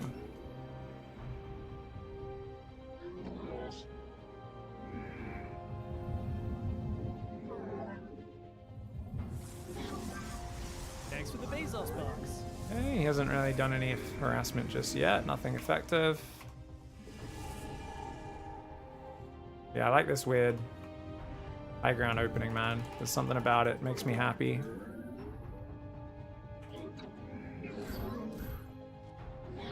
Got a pile on there. Oh, he's already gone Stargate. Okay.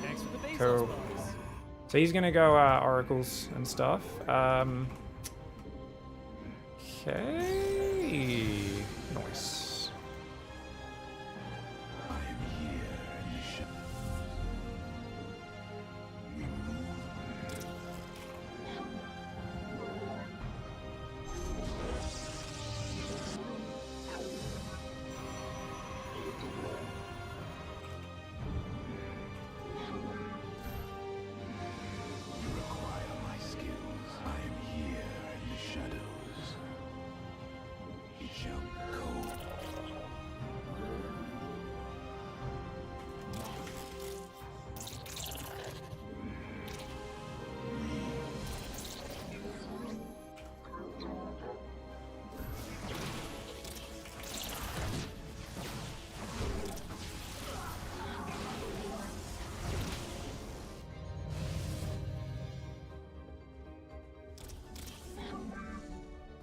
Zero action.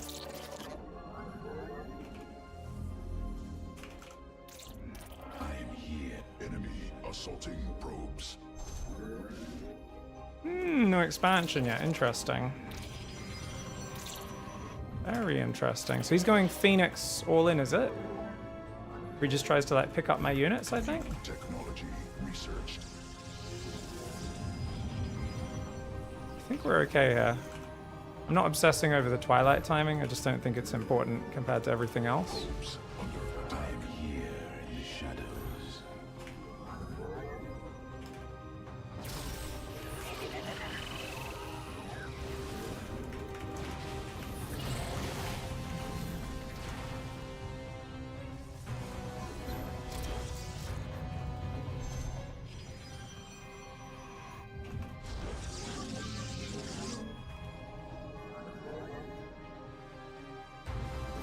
I think he's probably expanded behind this.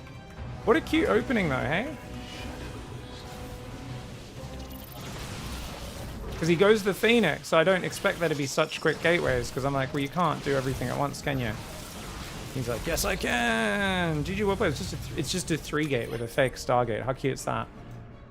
It's 4-gate even, not even 3. Good play. Yeah. I see the Stargate. I'm thinking about, okay, like Adapts, Oracles, Phoenix, etc. But if it's actually a 4-gate, that's well played. I think you need to actually defend that with heavy sentry, not stalker. Need to use force fields to trap the stalkers and punish them a bit. But battery in the main, about 5 seconds late. I thought it would be on time actually, that battery. So let's check that timing, because that battery felt I was like, this seems unnecessarily safe and early. No, it's only 250. So you want to drop that about 240 in the main base. Maybe even slightly. That battery needs to go down nice and fast. Fair call, fair call. Cool. I was expecting him to be a bit fancier and not be as simple with his build. I was like, oh, he's probably gonna like, you know, I really wanted this to like be like a weird build that like makes things a bit tricky. But he just went for like a really simple kind of devious opening. Well played. Probes are secretly from Quebec. The little probe sound is what Tabernacle will sound like in 1,000 years. Ah. I like that lore. Monk! Soulcat, thank you for the subs, guys. Monk for a year, Soulcat for just over 2. Thanks for the subs, guys. I appreciate you. Don't forget to use your Prime Gaming sub as well. Christy Tabernacle.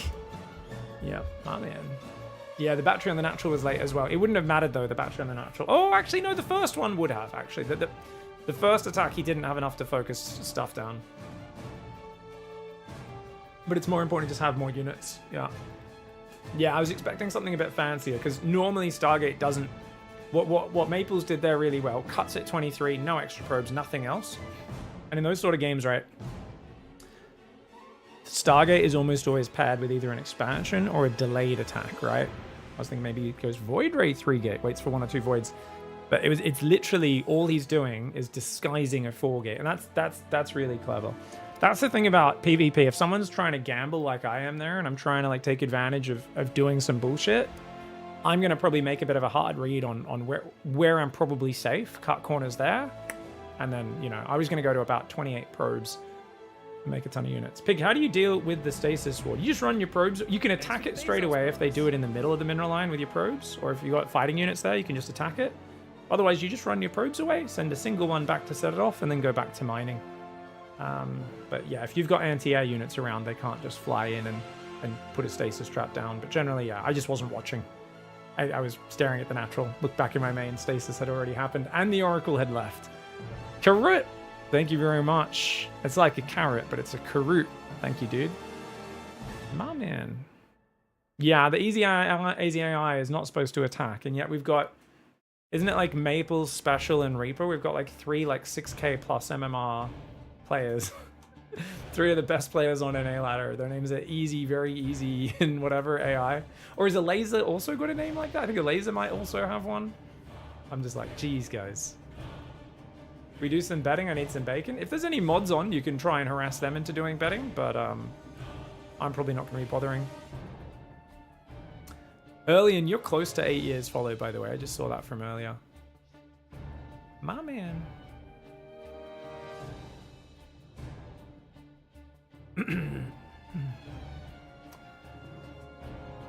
I would love an all-time win-loss counter versus Maples. Seems like he's the arch nemesis of Pig's laddering. I mean, he's like 600 MMR higher than me when I'm playing, like, you know, so it's... Yeah. It's... How often are you meant to beat someone that much higher level than you, right? Like, especially if they're a cheesy guy. It's gonna be fucking tough, man. Big thanks to your tutorials. I need ZV. Like, so guys like Maples, I tend to beat when I'm doing shit that doesn't make any sense. Like, it's the same thing that I've always had with cheesy NA Protoss players.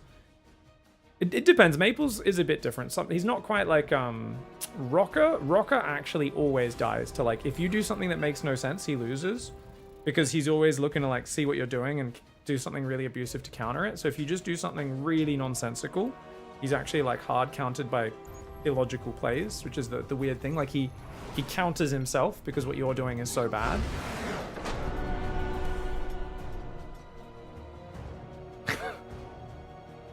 I didn't realize Jet Li was homophobic. All right. I mean, I'm not trying to match with you, buddy. Should we queue again? We do a surprised emoji.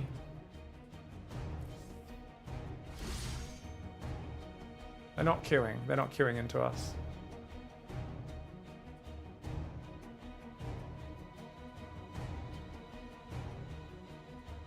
Pig, are you part of the Film Actors Guild? I don't get the joke. Oh, because they're all gay? Actors are all gay? Yes, we are all gay. He said, "Joke, man, winky face." Okay, it's a good joke. That's a good joke.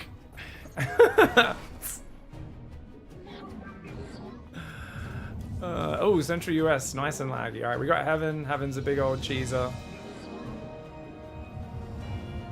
I think Heaven talks to people too much on Reddit, so he's a bit defensive about being a cheeser maybe at the moment, but you got to embrace who you are. He argues with people on Reddit far too much. Not a good idea. I do think he's probably a bit favored against me in PvP, but literally anything could happen. I don't know why I'm enjoying this high ground gateway stuff, guys. It just feels fun. It just feels a little bit different. And Roddy was doing this successfully against top pros for years, so I'm not saying he beat most top pros, but he would regularly take maps off pros in PvP. PvP was always his best matchup, so if he can make it work, so can I. It's just going to take a bit of practice to figure out how it goes, eh? This time I'll scout a bit earlier, though, see what's going on.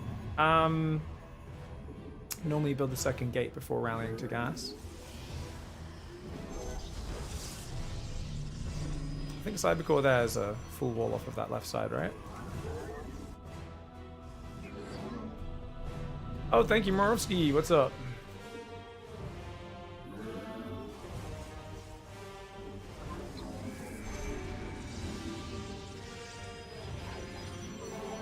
Oh.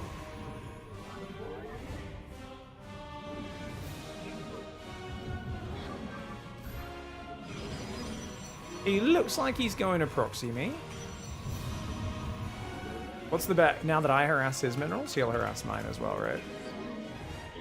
I don't think he really has the multitasking for it, so we should be good.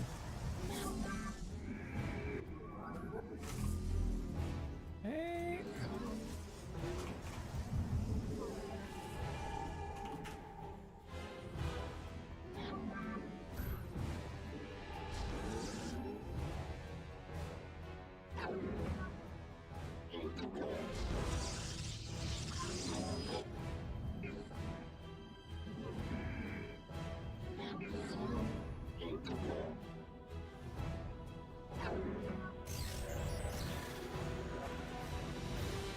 Okay.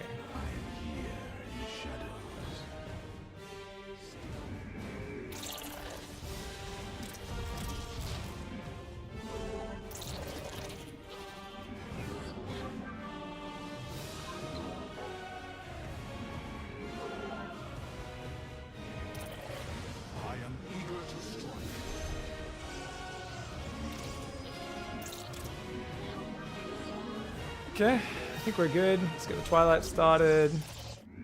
I'm here in the shadows. Probably doesn't have much reason to send a hallucination all the way down here, so it's probably a good hiding spot.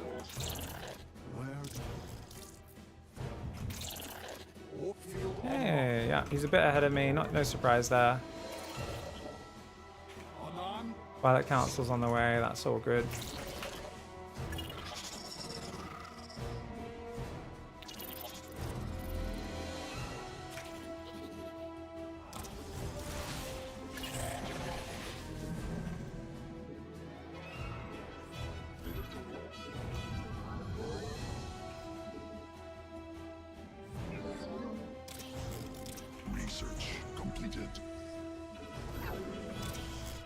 Okay, it's like a normal ground war, so I guess we just chill.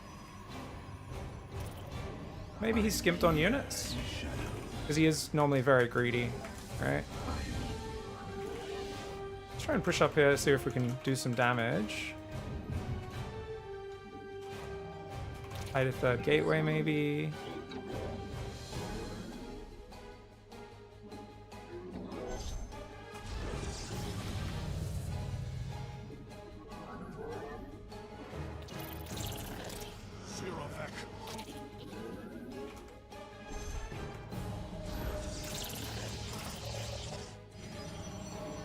Yeah, I thought he might be doing really quick third, and he is. But he's got decent unit production, so I guess he's okay.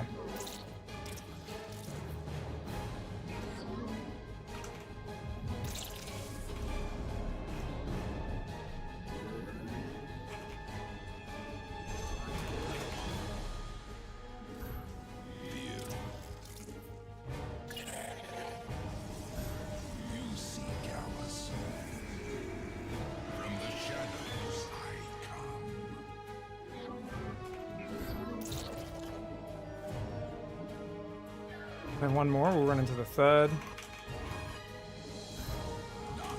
Hopefully he doesn't have a robo yet.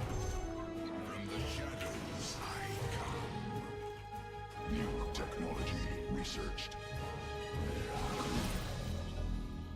Just trying to drag his attention here.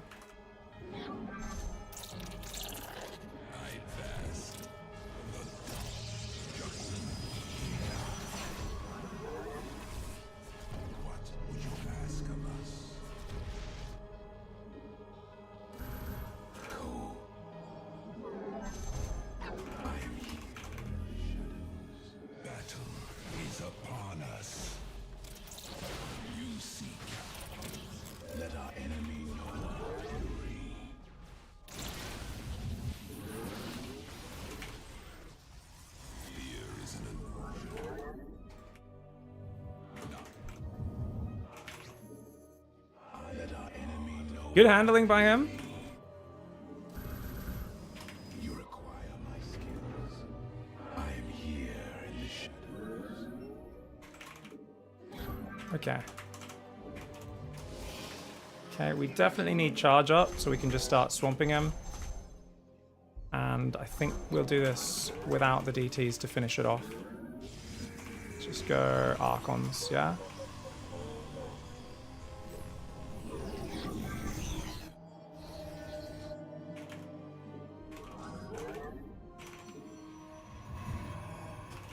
Charge should be almost there. Yep. Gonna make a few more stalkers, try to get out on the map, see what we can do. Send this in front. Mineral field exhausted.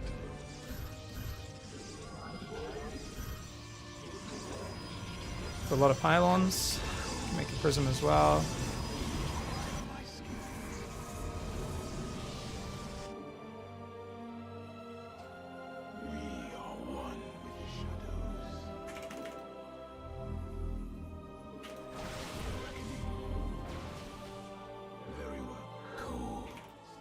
Did F2 there?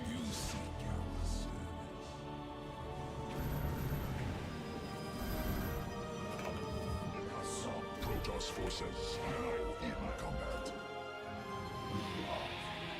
Research Charge not done? completed. Okay, it is now.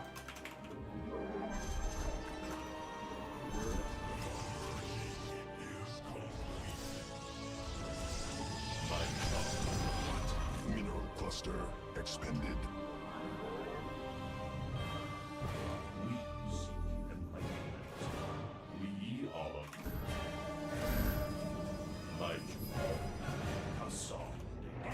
Mineral field exhausted.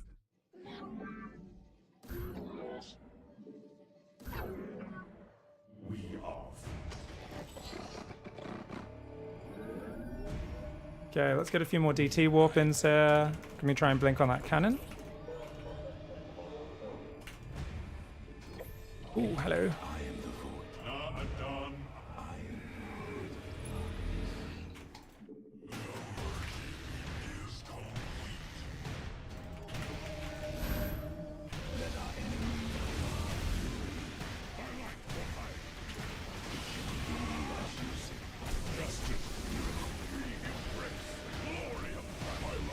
Under assault.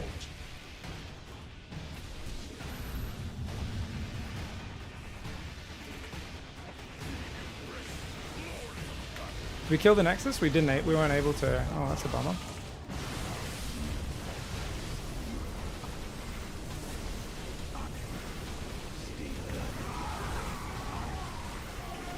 Upgrades are good.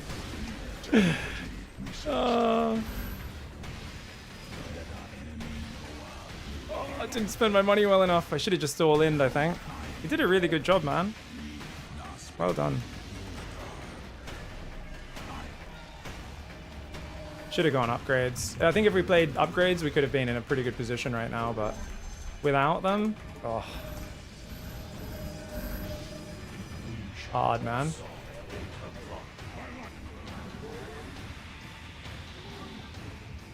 This guy will get some damage, which is good.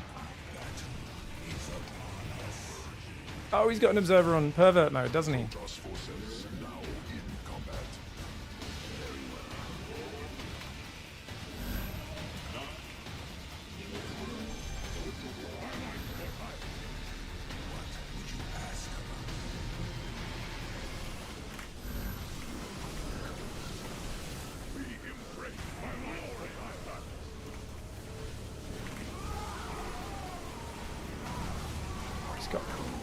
Stalkers are wrecking me. Well played. GG, well played.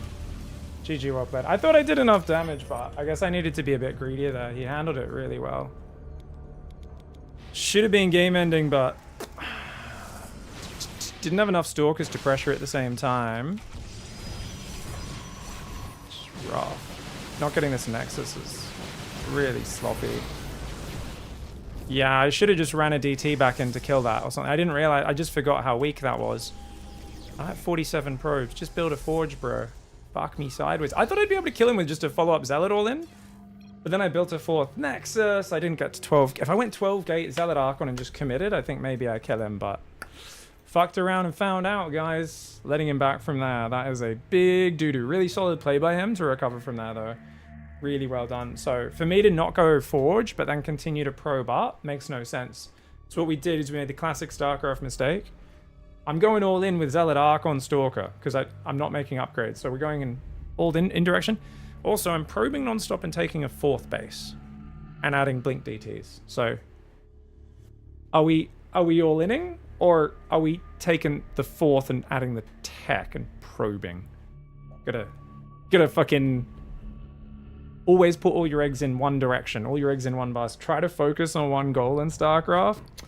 Otherwise, you throw leads like that. GG's. My man. Triumph says it's pretty standard to add a Twilight Council and Forge at the same time. In PvP, at the start, very bad build order. Very greedy. Very greedy, in my opinion. If you build a Forge at 2 minutes 40, 250 when we're, or 3 minutes when we were building our Twilights, that's insanity. That's a very bad idea. That's, yeah, look at this. There's a 259 Twilight, 249. Crazy time to do it. The way we were playing, this is kind of greedy from him, I would say, taking the Forge and Robo there. It's kind of on the cusp of greed, where if I was doing like just 4-gate blink, he'd have to defend very tight. Like he has to kind of play really, really tight to defend just a really well-committed 4-gate blink, because he wants to be safe against DTs, he wants to go charge, he wants to go Forge. If I'm doing more of a 2-base timing, I think we probably break this sort of setup, but that's actually a greedy Forge timing.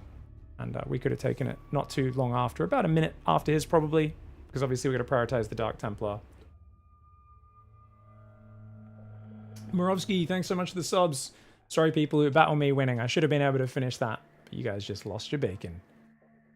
Taraga says, I feel I've plateaued at 3.7 as Zerg. From this point, I need to play smart, which I can't. I'm really not a thinker on the fly, and I don't want to just do timing attacks. So I think you're overthinking it, Taraga. I think you think just doing a timing attack is like super basic and simple, but it's not. I think you just need to be watching your replays and coming up with responses for those situations afterwards. I think you're just at a point where you're encountering enough variations in new situations, and you should expect to lose a lot of those the first time you encounter them. And then you watch the replay and you understand, and you go, next time I'm in this situation, I'm going to do A, B, C. And you'll be much better the next time. But I think if you expect yourself to just figure everything out on the fly in StarCraft, that's pretty unrealistic for most players. You can figure some stuff out, but there's always going to be something where if you can't immediately understand what's going on and what's happening, that's like totally normal. You just need to get experience, you know? And a lot of learning in StarCraft is done in replays, not in live games, because the game is very fast paced. So there's not a lot of time to sit there casually thinking. One way you can, in the long run, make yourself better at adapting to new circumstances is fundamental analysis. If you do fundamental gameplay analysis, it's something you can apply to any situation, no matter how alien it is. And what I talk about with fundamental analysis is it's something a shocking number of StarCraft players have very little understanding. I'm talking, there's Diamond and Masters players with very little understanding of fundamental analysis. And all that is looking at replays and thinking about games in really basic terms. Rather than going, oh, he's doing a 6-minute blink timing or blah, blah, blah. That's zoom out and go, you start with signs of greed versus signs of aggression when you're scouting. That's all you look for, right? And you look at things in generalities where you go, if my opponent's all-inning me off 45 workers on 2 base, how many workers should I stop at with my build against their build in order to be safe? And you can generally, without even knowing the match of the builders, you can say, ooh, okay, we probably don't want to go above maybe 52, at most 55 workers. I think a 10 worker advantage, that's a pretty big economy advantage, especially because that means you've got 3 bases. So you're both a base ahead of them and 10 workers ahead of them. That's 900 minerals you've invested. That's a lot of money that's not in army. But hopefully with Defender's Advantage, you can still beat them, right? The number of players who don't even ever look at a replay and think about it in those terms, to me, is crazy. I've coached pretty high-level players, and I look at some of their replays, and I'm like, bro. They're like, yeah, how do I beat this? And I'm like, you're on 75 workers against a 2-base all-in. How are you in Masters, and you're bringing me this replay and going, how do I solve this? Like, this seems like the most... Like, to me, this is the most basic thing in the world. Like, you could be a fucking gold player and you built fucking 35 more workers than the other guy. Like, is like, to me, it's actually, it kind of breaks my brain that isn't the first thing you'd notice if you're struggling in a game and you open the replay and you go, huh, I built double his work account. Maybe that's not safe. You know, like, but I will encounter legitimately high level players who just copy and follow builds and just hit timing attacks and just do things. And when the things don't work, they have very little ability to learn from them. And those players, when they find a new build that works in a meta, having the best time of their life. The moment that build stops working, fuck, this game's so hard and unfair, because they don't have the ability to like problem solve that. So it doesn't give you the immediate wins learning fundamental analysis. It doesn't immediately give you a plan to follow and just win games, but it gives you the deeper understanding and framework that you can use for the rest of your time playing StarCraft or any strategy game to look at the fundamentals and go, you know what? I'm playing an Age of Empires game. I went fast castle, and I realized at some point this guy was a Cuman player doing a feudal fucking proxy siege workshop outside my base. He's doing a forward siege workshop, feudal all-in, with like scouts and skirms or some shit, and you know, and you're just like, okay, like, you know, he's got feudal rams breaking my war down. You know what? Was it correct to make 3 eco upgrades the moment Fast Castle kicked in after I scouted the siege workshop? Did that make sense? No. Did it make sense to drop my 2nd and 3rd town center after scouting the siege workshop? No, it fucking didn't. Could you have built 2 stables, made knights, defended the push, and then gone eco upgrades and town centers? Obviously. And it's the exact same thing that you can apply to any RTS. It's like, hello, like, if you're investing everything in economy right when your opponent's going for an all-in, you're gonna die. You can get a bit of an economy lead, a bit of an upgrade lead. You can't get a massive lead, and that's something that too many people forget to look at in their replays. So yeah, make sure you're checking those things. I always tell people the rewind game is like the best game you can use to improve your understanding in StarCraft.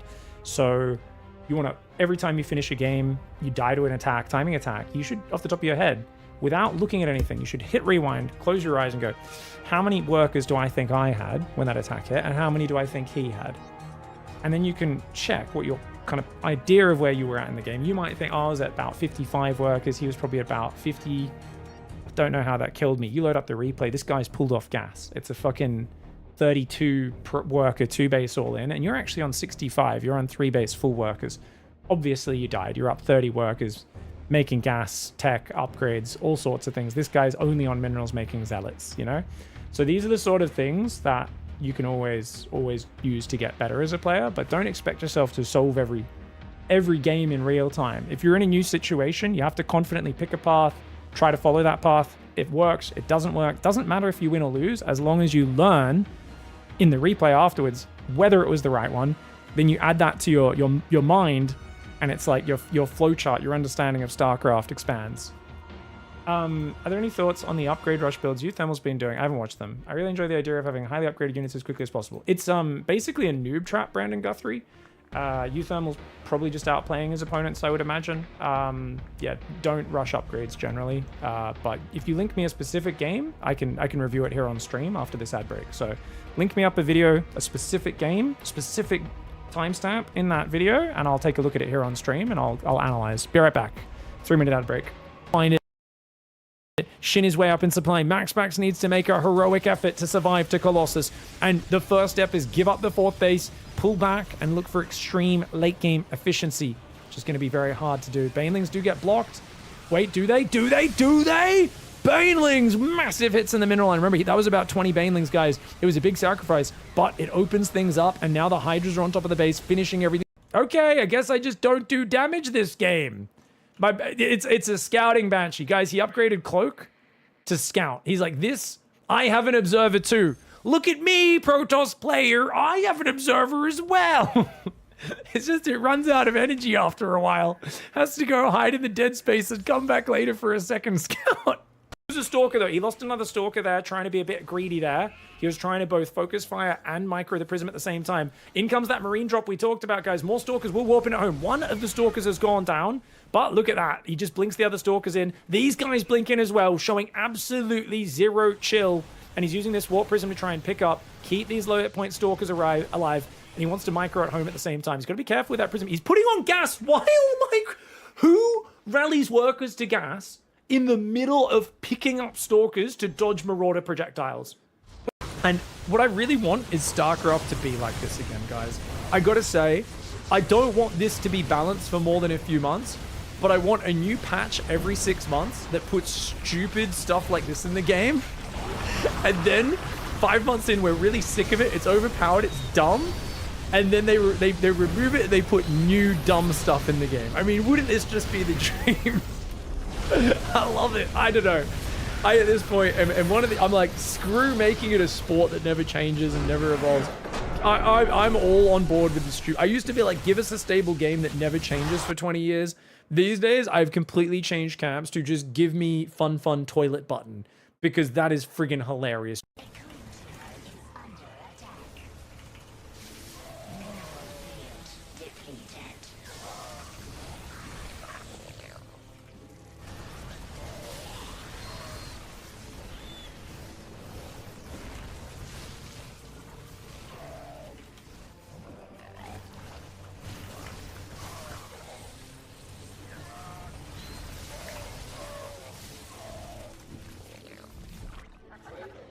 Guys, Protoss teammates in 2v2s are just the worst. I'm like, how can you have more gates than gateway units 10 minutes into the game? And that's total gateway units built in the entire game. That is ridiculous. Like, what are you doing? He's like, it's okay, I've got my fleet beacon though. I'm like, what? oh, that's what we were waiting for. I don't care. I take it all back. Protoss, Fever Attack is the coolest Protoss I've ever seen. Fever Attack was waiting for 5 minutes for Blink DT to finish so they could blink across the back door into the base. I don't care if your macro is total ass. You got Zealot attacks hitting, you got DTs running into the base while you guys are distracting on the front. Unfortunately, they're on move command. Is the Queen going to kill both DTs? The fight on the front's going really well for the Protoss and Terran, though. There are still a lot of Hydras there. Those DTs are actually dying. I can't believe it. The DTs are dying. Oh, no. Zealot's getting caught in the rear. In the rear, one Immortal has... Sorry to interrupt that, guys. All right, so people were saying Thermal's been doing some upgrade rushes. What is up, my friends, and welcome to They didn't give me any actual link, Brandon. I asked them. It's been 3 minutes. Too slow. We're going to just take a look at a game. So, generally, yeah, Cheese Maniac is his account, isn't it? Cheese Maniac, that's it, yeah. So... That is probably a link. What MMR is he playing at? Yeah, he's playing at low GM here on NA. So low GM on NA, if he has good defense and just plays very safe, essentially what he's just doing here is Maru style. This is totally fine. if you can just turtle up and defend a bit or hit a timing attack, it's okay. But it depends on the matchup and it depends how your opponents play. And it usually relies on a meta where your opponents aren't all-inning, usually. So NA, GM, sure.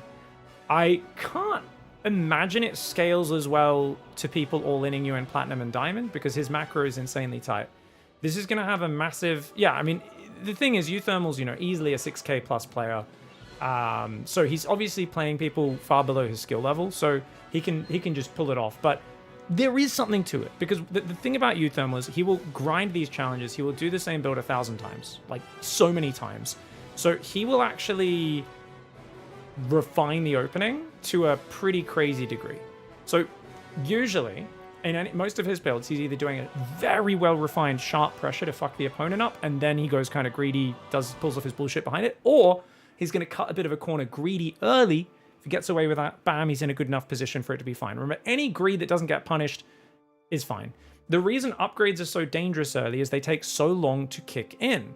So the real issue you struggle with as a player is it is the least flexible thing. So economy, right? There's different things you can commit to in StarCraft. Economy is the main pillar of StarCraft. Why?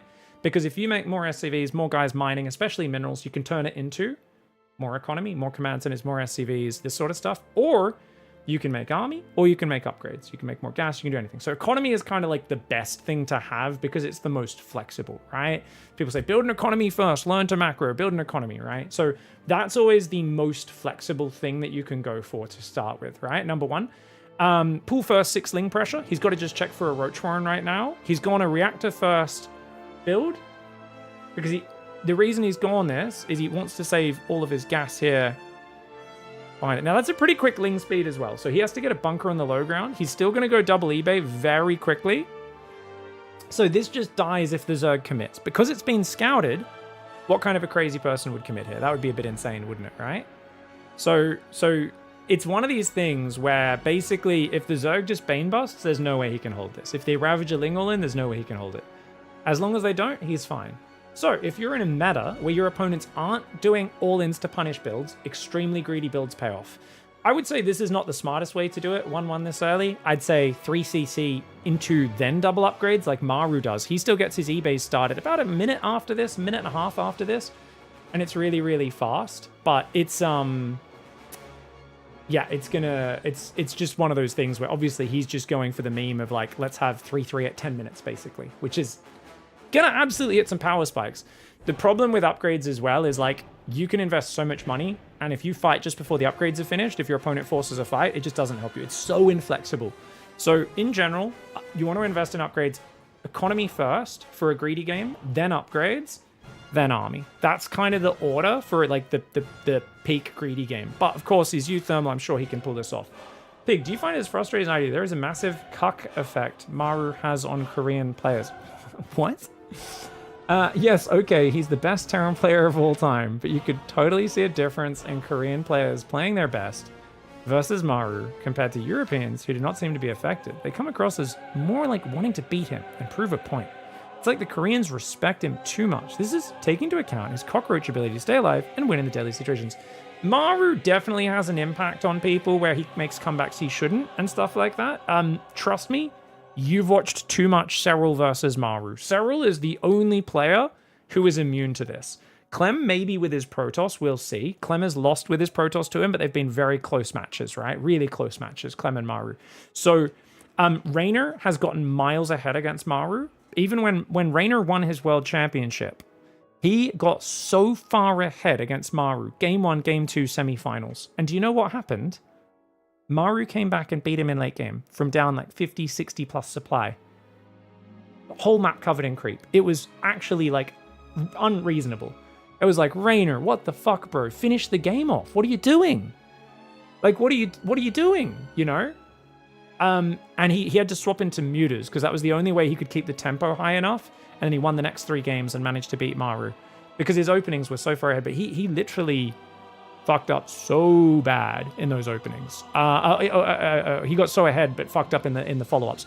As so many players do, right? We've seen Rogue throw 100 supply plus leads with Roach Ravager against him, just tanks on the high ground and stuff like that. Maru's very, very good at making comebacks, but he also has very dirty, very unpredictable all-ins and timing attacks. He will proxy barracks against someone he's favored against 3 games in a row. It's impossible to predict Maru. I think Maru has decided many years ago, even if he can beat you with a safe game, he will never play that style of StarCraft, because at that point you become predictable and you stop being a scary opponent. And he said, I'll lose some tournaments in the short term, doing a proxy barracks into a worse player or doing this or that. Don't care. And he's very good even when his proxy racks don't work out, because he has confidence in his late game. But because of that, people struggle to know which version of Maru is going to show up. Is he going to all-in you at the start? Is he going to turtle to late game? He's still got good mid-game timing attacks. He's definitely weaker in the mid-game than Serral, Raynor, Max Pax, these guys, because I think multitasking and speed and just the raw speed of his, especially with his shoulder injury, falls off a bit. So I think for Maru, yeah, I think if you watch a lot of Serral, you think, why does Serral wreck him when everyone else doesn't? Serral might be the only player who's immune to Maru and doesn't kind of get cucked by him, right? But yeah, you can see, guys, this dies to anything, right? Like, if this Zerg got in here with, like, a big Ling Bane surround, like, yeah, you've got 1-1, and you're going to have 2-2 at 7 minutes, which is amazing. But if you got hit, like, this dies to anything. This is not a good build, Brandon. I mean, don't get me wrong. If your opponent doesn't attack you, it's a good build. But I think a better way to say that, I should be specific with my switch. It's not a safe build. It is a very greedy build. And I would say a fast third into the upgrades is going to be quicker at translating into both pretty quick upgrades. I think you delay your upgrades 1 or 2 minutes from this game. They're still very good upgrade timing, and you're not as vulnerable to dying. What I would describe this build as is there is a gigantic gash. And what is a gash, guys? It's another word for a Vijin. There's a big opening. A 3cc into double eBay, then 3 barracks also has a big opening, which is why Maru got wrecked by some all-ins by Serral and Raynor recently and a few times. But, and that the reason the standard Clem play still gets pretty quick upgrades. He goes 3cc, 3 barracks, then double engineering bay. That's the most standard play for a reason. But I think Maru's build is 1 level greedier on the upgrades. It's vulnerable to Bane Busts and Ravager Lings, but few people hit those. And then you've got this build, which is the most vulnerable. There is a several minute window before stim and shields and whatnot kicks in, and before his 2/2's in, where you're incredibly vulnerable, where the lack of units and the lack of vision and upgrades, it's not made up for by having 1-1 on your 20 otherwise unupgraded Marines. So I think cool build in terms of an idea. I think Uthermal can pull off anything he wants. But in general, fundamentally, this is only going to work if your opponents aren't all-inning you early on. And for most people, you're going to mess up the execution a lot worse than him. If you want to go for quick upgrades, remember economy first. Or single. If you go single upgrades very early, it's a bit more viable. So I have a build, the old school 3 racks PVT. I get my engineering bay after my 3rd barracks. So I'm starting +1 weapons before stim or shields. And I will have 1-1 done by 6.5 minutes, 7 minutes, maybe even earlier than that. It's very early that you have 1-1. That's more of a balanced quick upgrade build, because you are just focusing on, heavy marine pressure, a few marauders mixed in. That's something you can do as well. But yeah, it's definitely out there. He does it in 2v2 as well, where I think it has more potential since the teammate can defend early. I would argue if you're playing good 2v2 opponents, this is a much worse build order in 2v2. I would say your inability to defend yourself from air harass drops or help your opponent, they're going to have to 1v2 a timing push because you can't really help much. I mean, if you have a shared ramp, you might get away with it. I still think Maru style would just be better. I think if you just look at the fundamentals of it, I got to give you guys honest analysis here. I think, he might make it work, but I think there's a bit of an opening, and it's just an unnecessarily large opening. If you look at Maru versus Serral Pigfest finals, for instance, and all of Maru's tournaments over the last few months, really, he loves the quick double eBay, and that is what I would call a more valid greedy build, because at least he's getting the quick 3rd down. Oh, I love 1-racks expand Rekinichu. Yeah, no, I love those into lots of upgrades and lots of Marines. Dude, I love gasless expand for Terran. No, I've been doing that. Sometimes I do 2 racks, which is actually Uthermal's original bomb cloud from way back in the day. Was a 2 racks Marine pressure. Command center goes down about 220, I think, with that build. You just hit with like 7-8 Marines and an SCV, which is really cool. Put pig in the hot tub. Dude, I don't have a button for my hot tub setup. What's going on? How do I not? Dude, why are my buttons always breaking? I swear. Well, we're going to go in the filth tub while I set this up. Give me 1 second. Where are we? There we go. Oh my god, this needs to get adjusted. All right, here we go. Very nice. Very nice. I guess we can...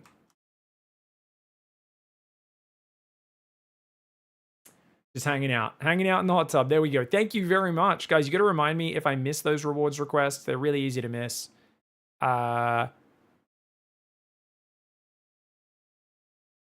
Mark as complete. Kind Average Gamer said, thanks for the BC advice before. Oh, I didn't even see that from 2 days ago. I didn't even take that. I will claim that bacon. Thank you, Average Gamer. What was the blue guy doing under the water? Oh, just fucking the royal penis is clean, you know, right? That sort of thing. It was just a coming to America sort of deal, I think. Yuck. Why are you so yucky, pig? Alright, we didn't need to send this guy here this early. That was unnecessary. I'm going to do this wall off because I do think the wall off on this ledge is pretty sick. I think that's pretty amazing. And we'll go across and harass after that. There isn't much of a difference between a low diamond 12 pool, all in NU, and a pro. Yeah, I mean, obviously there is in terms of execution, but like the build orders, initially at least, should be pretty similar, right? Should be kind of the same thing. Obviously the micro, there's infinite room for differentiation, but that's a later. Alright guys, I think this will be our last Invisible Man game today. We are playing against a barcode Terran on the US West server. Enemy assaulting probes. Alright, pull back.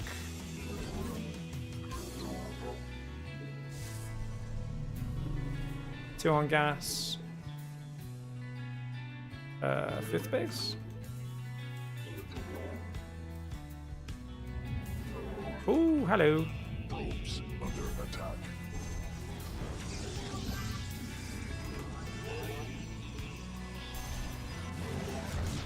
Oh, I killed the SCV, but then I lost it. That's fine.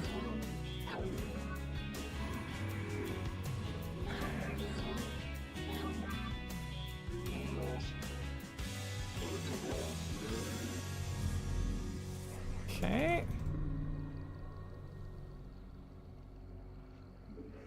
Kind of wanted to go across the map there, but I don't think we will. Two on gas. Okay, should be good.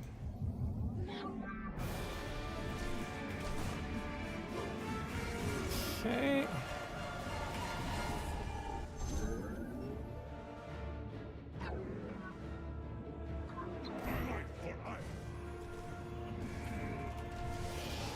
We stand. We are the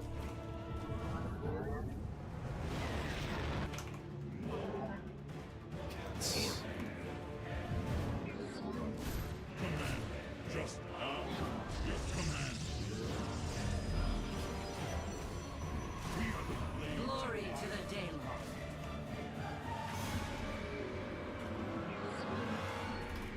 My meditation is over. Most people want to expand after this. I didn't actually check what my opponent was doing.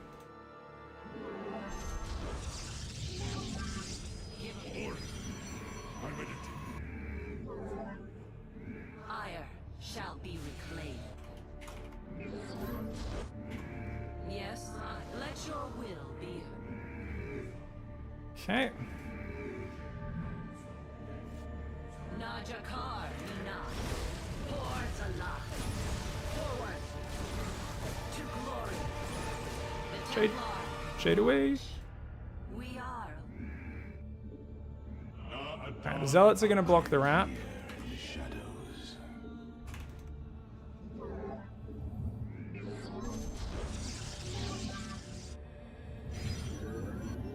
Oh, we should have got a battery already, shouldn't I?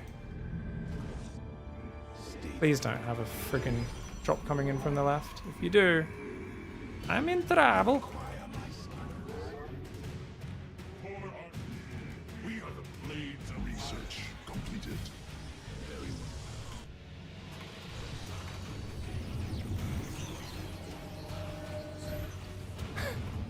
Stalker on the edge. Warp in.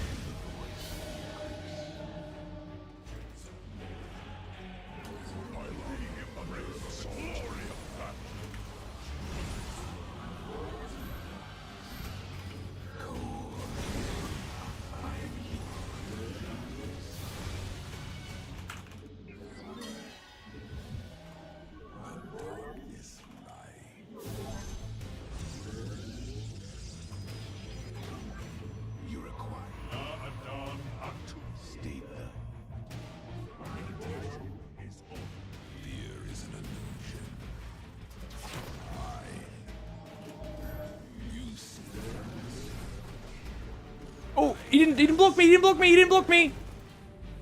Huh? Oh, he must have a Raven, right? That was definitely out of scan vision. That has to be a Raven, there's no other explanation. What? Nasperu, the darkness lies. No, he doesn't have a Raven. There's no tech lab. Fucking cheats, guys. Does the Cyclone lock work differently to other units, guys? Because Banshees, the last one won't hit unless you have vision. That's fucking crazy. I assumed it would work like a Banshee projectile. Or a Yamato cannon if you move out of vision. You guys think, like, I just wasn't out quick enough? It was too close to me or something?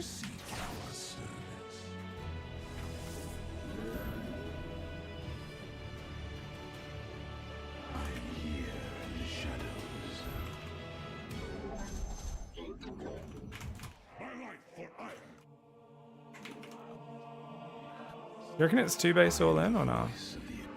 You require my skills.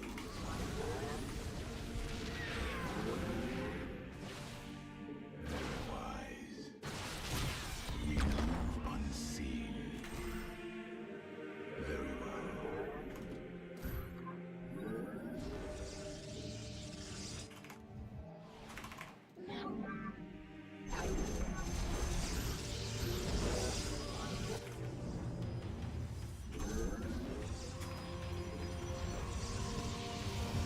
Okay, we've got 1/1 Zealots.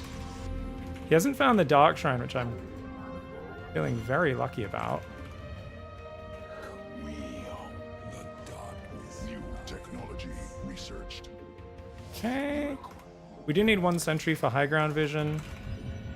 I think that should be good for now. Let's just make Zealots and let's keep chronoing the upgrades. I think that's probably the most important thing to do. And we can also open this up just to get a bit more freedom of movement. Put a pylon there. I think this right side is obviously the more vulnerable.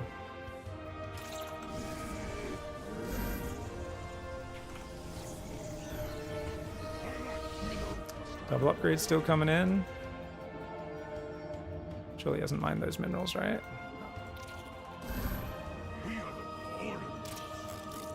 It's energy recharge. Oh, I don't have any energy. Been chronoing too hard.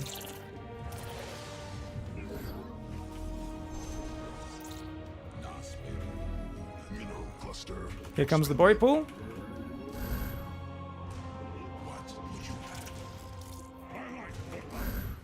Let's try and bait out some stims.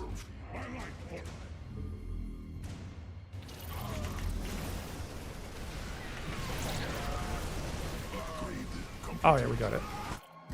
Didn't even need the extra guys. The Zealots are tearing up the rally as well.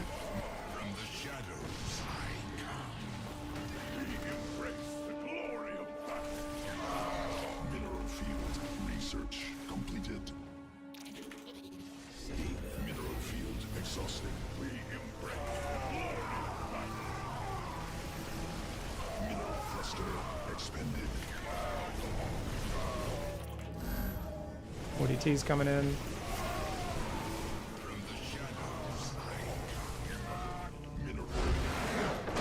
Come on, man. Hadn't started 2-2, which is kind of sloppy. See there, we can start that, but GG's. Cool. Cool. No, there was no turret. Yeah. I should have rewound. That was, it was just, yeah, because I could I'm pretty sure a Banshee attack there would definitely not have connected. But maybe the Cyclone interacts differently. Cyclone attacks might be a bit different. So we traded a probe for an SCV there. We double gas reactively after this. eBay block with double gas behind it is always a little iffy. His SCV's hiding there. He did proxy a starport. I expected it once I saw the reactor factory, which is why, of course, I always kept units on the edge here. And, yeah, super one base versus one base opening, I guess. But I do actually get a Nexus up before starting my Dark Shrine, which was good. Once the missile launched, it just hits, says Twitch Wilson. So is the Cyclone always like that? Rakanichi says, Lock-on is a spellmate. So's Yamato, but Yamato doesn't hit if you go invisible, right? I'll go in Unit Tester and check. But I'm pretty sure it does not. I could be wrong.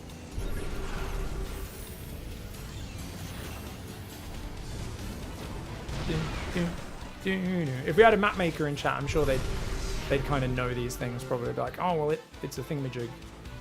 If Yamato's fired off, it hits. Even invisible things. Are you sure, Rakanichu? Because it doesn't hit Blink Stalkers when they blink to dodge it. But invisible it does. So if you do it on like a Dark Templar, moves out of scan or whatever, it will. Interesting. Alright, let's go back here. Yeah, I thought it would be diff, but maybe not. Here it is.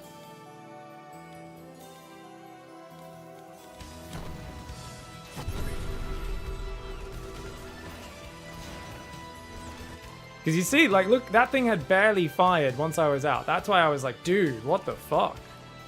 I was nowhere near the vision. That's why I was so like, what? But yeah, I guess once it's fired, it hits. It's a cyclone behavior, I guess. That's so interesting. I guess spells, maybe all spells do that. Let's go check the Yamato. That's crazy.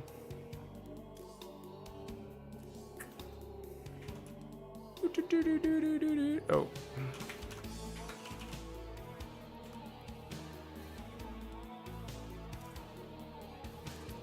We should use advanced unit tester from Rusty Shacky's normally the best one. Oh man. I think Rakanichu is one of the pretty sane people in chat.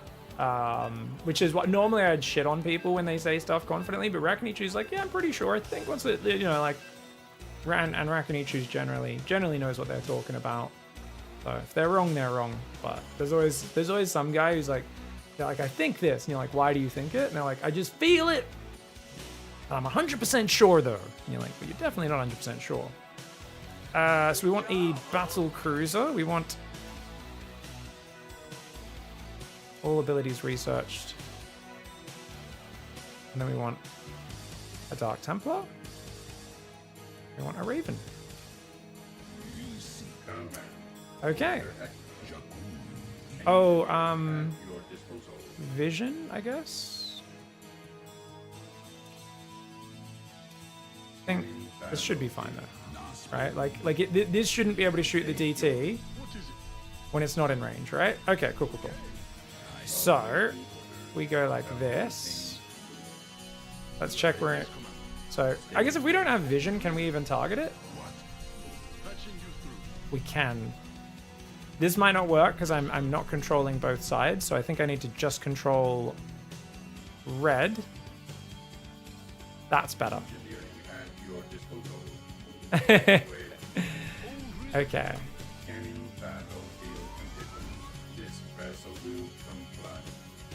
See, it cancelled it. But no, I've got to wait for the projectile to leave. That's what I need to do. Okay, yeah. I need to wait for the projectile to leave for it to be the same. Okay. It's gonna be hard to time, man. Oh, make it ghost because then I can turn it on after. Oh yes, that makes it much easier. Good call, good call. Something that can activate cloak makes this way easier. Here, give me the sit rep. But then I got to control both sides. That's the problem. Yeah, I actually don't think this makes it easier. Unless we do it this way. Solo operative, right? Cloak's activated. Yeah, no. That doesn't actually help. That's fine. Okay, you go there. Yeah, no. Because I'm pretty sure if I give vision, it's going to break it because I have control of both things, so I can see things that I wouldn't be able to see in a real game. So there we go. You stay there, and we just want to get rid of our control. You guys, calm down in the back seating. It's fine. All right, so we got to wait for it. Let's get to the very edge of vision. So I only need to move it a tiny bit.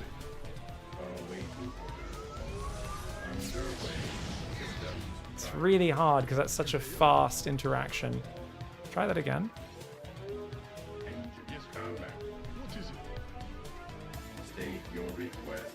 100% sure. So guys, we're just testing if the projectile will hit. Okay.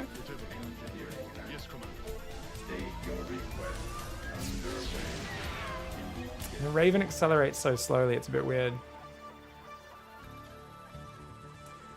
Big, you can just click Yamato on the ghost, wait for the projectile to fire, then cloak. You can even queue up the Yamato from the other side of the map, no need for the Raven. So the problem is, if I'm controlling both sides, I have vision of both sides. It changes the interaction, Rakanichu. You understand? The game won't necessarily behave the way it would versus an opponent, because if I'm controlling both sides, I have vision of both sides. So you see what I'm talking about? I don't even need detection.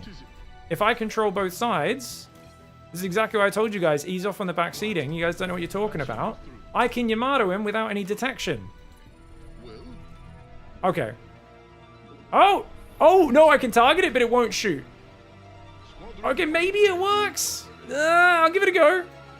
Before, because I saw that I could target it, I thought it would actually fire. I still don't know if this will behave the correct way, but we'll see. Okay. Probably E, yeah. So we need this on the edge. So what we want is no Raven. Get the Raven out of there. We're going to Yamato you, and then... Let's try that again. Just make sure we're doing this correctly. Give me the sit rep. Okay. Solo operative, right? Yeah, it still connects. It still connects. Yeah. You sure about that? You're on. Yeah, it still always connects. Okay, that's cool. So projectiles work different to spells. That is a rule that I literally did not know, but that's cool.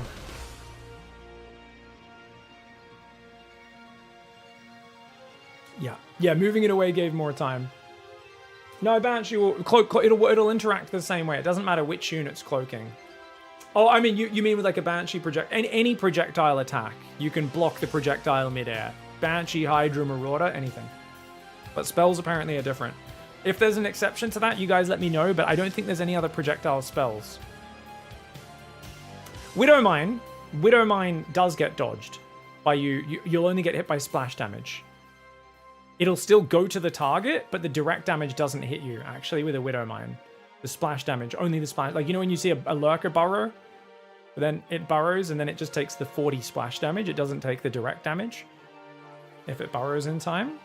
So I guess that's an exception to the rule. Are there any other you guys can think of? Yeah.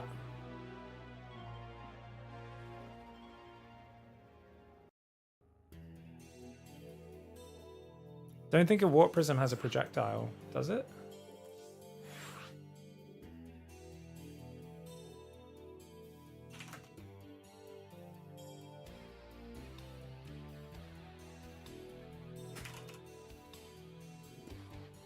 I'm going to play a few Zerg games, guys. I don't really have a challenge in mind. I'm just going to play a couple Zerg games now.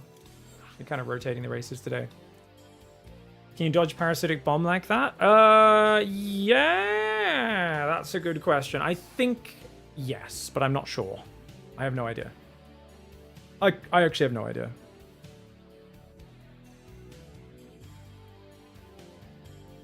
I think Twitch chat has a better chance of being right on that than me. The number of times I've cloaked something to get out of a parasitic bomb, and it could count on my lack of hands. I don't think I would ever do it. Yeah. Seeker missile? I don't know. Seeker's not been in the game for a long time. It's like every ability has its own rules. Yeah, kind of. That's how games work. Games always have little idiosyncrasies and stuff.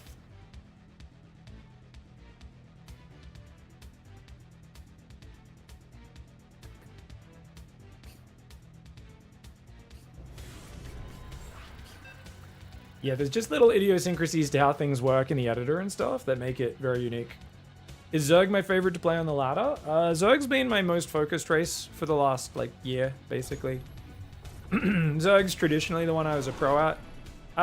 There are times where I really love just certain matchups and hate certain matchups from all races. So it really depends on just how the games are flowing. As long as there's, mid-game action, lots of movement, as long as it's not just players turtling to late game, that's the sort of StarCraft I despise. It's just both players rushing to late game. I don't like that style of StarCraft. So whichever matchup's giving me fun early mid-game action, back and forth play, lots of movement, that's the matchups I'm enjoying. My Terran's traditionally my worst, but I have moments where I actually put practice in, and it actually looks kind of good. Those are moments. Since I've been too lazy to practice my Terran builds for a while, those moments are pretty far and few between at the moment, where, the answer to that is just putting in some time. Because Terran is the faction which will reward hard practice in the most direct fashion.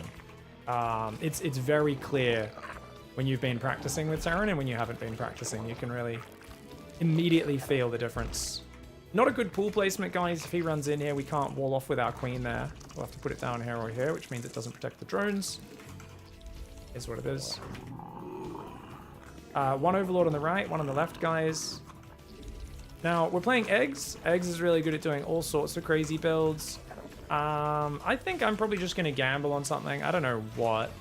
I think I'll just do a 1 gas. I think we'll just do the easy ZVZ guide. I'm not really in the mood for playing mirror matchups correctly today.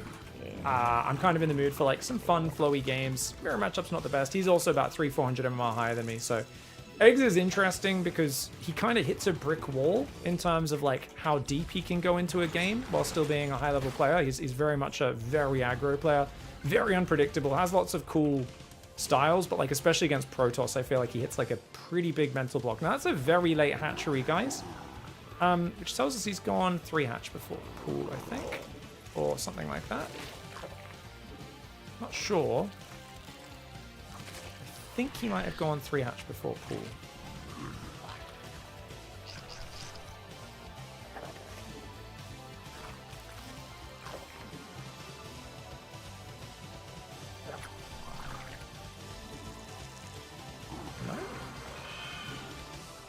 So what's he done here to make his build so weird, I wonder?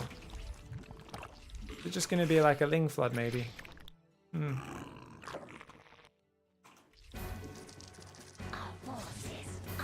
Failing that's 2 queens at the front, which means he's probably building a 3rd queen. He is making Ling speed.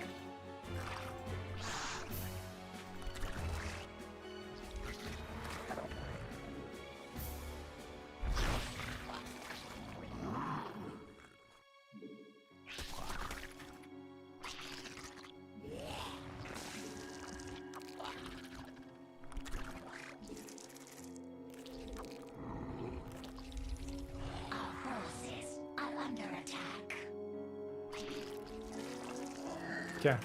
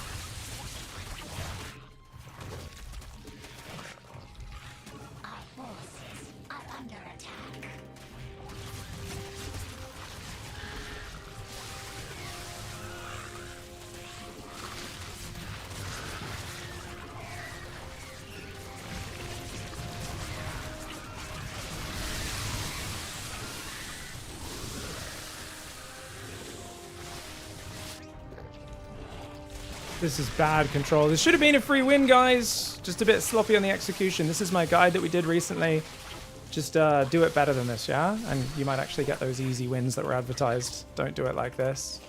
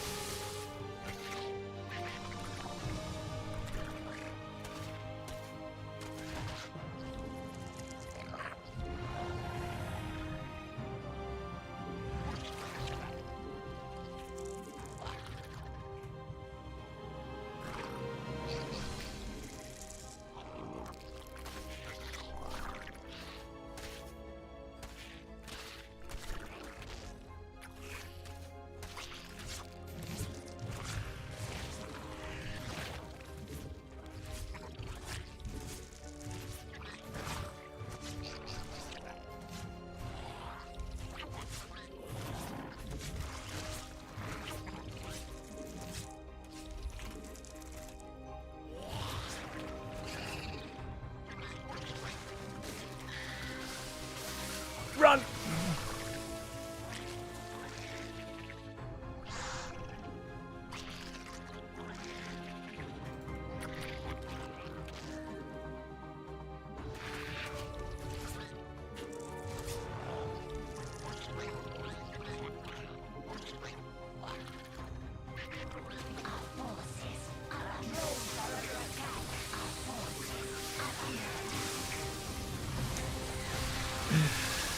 This ain't working.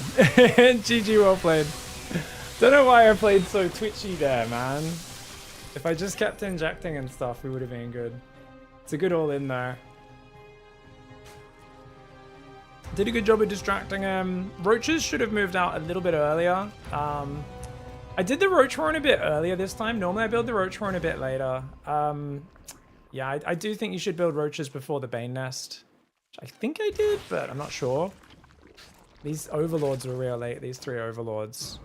So it's only 9 roaches, and then I morphed Banes on the opposite side to where my roaches were, which just makes no sense, guys. These lings should have looped around and been morphing Banes here. You gotta join your push together. GG's. Sloppy as fuck. Sloppy! I didn't notice those lings in my natural for way too long as well. They killed... How many drones do we have on the natural? It's like 6, 7, something like that. And the queen. Ugh. Yo, jeez. Yeah, Yori, we were completely all in. There's no transition there.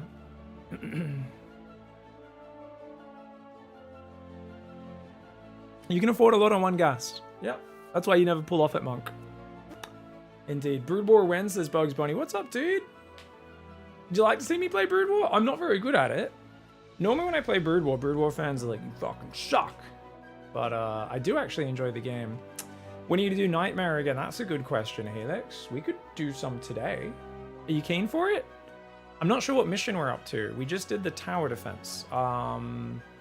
Once again, a very Dark Templar focused mission, which I'm not the biggest fan of, like winning fights and missions with invisible units. It doesn't quite hit my G-spot. I think it's okay, right? Like, yeah, there's some skill to it and stuff, but it's a little, you know, a little annoying. I do prefer when we get the get different challenges, you know. So we're up to the sentry mission, aren't we? That is true. We are up to the Sentry mission. What unit do you miss the most? They don't use an SC2. Chat says Dark Archon for Protoss, Goliath for Terran. Dark Archon for Protoss a second time. Guardian for Zerg. Guardian's cool. Scout. I think in terms of cool factor, the units I liked the most was the Scout, the Guardian. I think the Firebat was really cool. I like having like a little flamethrower infantryman, you know? I do like him. Vultures, I do miss Vultures for sure. Yeah. But I also, the physics core sound effects. I think they're like the different, the upgrade sound effects. Oh yeah, the old queen, Spawn Broodlings. Ariga, thanks for the month resub. Dude, I remember when I discovered Spawn Broodlings as a kid, and I was like, this is the best ability ever. You can just kill a unit. And I remember people told me, I don't know how true this is. You guys who are hardcore Brood War fans can tell me. So basically, apparently it was like unused basically in pro play, almost never for many, many years. And then it was like it basically people started using it like in pro matches, and it actually became like a niche situation, but one where you would regularly use it. Is it mostly for like siege tanks? Because it only works on ground units, right? Spawn Broodlings. And is it only mechanical units, or like what sort of units can you use it on? Yeah. It gives you unlimited efficiency on mech, but you've got to keep them alive. You've got to avoid getting EMP'd. You've got to avoid getting them shot down. And most importantly, it takes fucking forever to get more energy because you don't have consume on the queen. So it's kind of like the slowest thing to get value, right?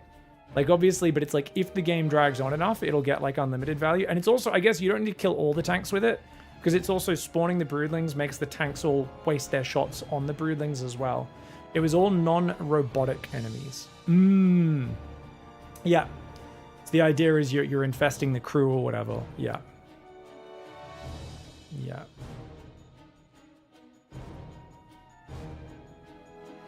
Yeah, wouldn't work on Reavers, Archons, and Mines. Big, how do you feel about people drinking their beverages at home out of a mason jar? Depends on the beverage, Muffin Man. Is it like, oh, it's a fucking mint fucking carrot kale smoothie with literally a kilogram of ginger in it because I've heard that'll help solve my erectile dysfunction? Or is it some homebrewed beer? Or did you piss in the mason jar and you're drinking your own piss? Because those are there's 3 types of mason jar home enjoyer, and I'm a fan of only one of the 3. Can you guess which one?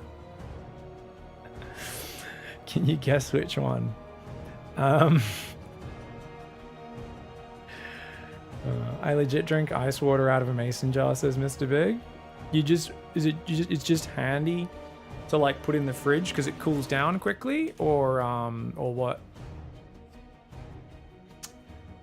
The Valley Girl with ED. I thought that was a fun crossover, Frosty. Yeah. I thought that was like, you know, just a bit of a confusing twist, you know?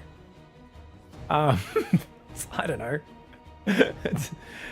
I was like, this is totally the wrong voice for what I'm going for, but yeah. I suppose the question was less focused on what you were putting in the mason jar, more focused on if you see a glass jar and then get the 1,000 meter stare with PTSD. For those who don't know, guys, the back story of Muffin Man. Muffin Man, when did you first start posting in my channel? Like 10, 11 years ago or something? It was a long time ago. So Muffin Man's a big fan of an internet video referred to as One Man, One Jar. It's one of the worst internet videos you can ever see from the old days. You'd show your friends just to make them go, oh, what the fuck, bro? It was one of those. Don't describe it, guys. You don't need to describe. Those who don't know, if they really want to know, they can go Google it. It's terrible. No one should watch it. It's one of the worst things you can see. It's absolutely awful. But Muffin Man, for like 5 years straight, every day would come in chat and just be like, so I'm struggling with my PVZ, blah, blah, blah, blah, blah. But whatever the question was, it was always a bait, and you get halfway through and it was a pivot into a One Man, One Jar reference every single time for years. Muffin Man would just be like, and you'd be like, oh, cool, this guy's got like a question about a strategy, or like he'd always bait me into reading it. And then it would turn into a, like, you know, shards of glass reference, you know, and fucking Jesus Christ, man. I poop in jars and consume it later, but I'm also American, so what's new? What's up, Josh? I thought that one was started by a German, right? Wasn't it Nietzsche? Who in his later years, Friedrich Nietzsche, who he kept all his poop in jars? I don't know if he consumed it, but I think he saved all of his poo in jars. Am I thinking of the right guy? Or am I getting my philosophers confused? Was it, or maybe it was Kant? No, I think it was Nietzsche. I could be wrong. One of them went a bit crazy in their old age and apparently had a house filled with jars of poop. I can't remember which one. Does the saying Zerg players are weird, Terran players are salty, and Protoss players are chill still work with SC2? Ooh, it really depends. Generally, I'd say Protoss players are a bit weirder at the pro level. I think your average Joe Protoss players are like the most chill guys because, like, you know, they don't have to like learn build orders or have mechanics. Zerg players are weird because they're just into tentacles, moist things, throbbing, steamy orifices. And Terrans are salty because they pick the race that's just twice the APM requirement of the other two races. Of course, they could play mech and make it into a, you know, as long as you're not playing it at pro level, mech absolutely works in all matchups pretty decently, but they're going to copy Maru's builds and Clem's builds and fail to execute them and rage instead. So yeah. Terran is always the saltiest because you do get the least vision and the most frustrated as when you die for not looking at your army. Yeah, Zerg do love moist things. They like tentacles. Yeah. And Protoss players are pretty chill because they just don't have to put as much effort in as the other two. And except for the pro Protoss players who are like super really, they're all very, they all have different forms of neurodivergence and they all have their own unique things they're really good at. But they very rarely share builds or skills or practice together because they're all like, I'm a lone wolf, man. And you're like, oh, but like, couldn't you guys like work together? Like the Terrans and the Zergs group up and share builds. The Protoss pro players, they don't do that. They just kind of look at each other suspiciously. Like, it's like, fucking, no, I have the perfect example. Okay,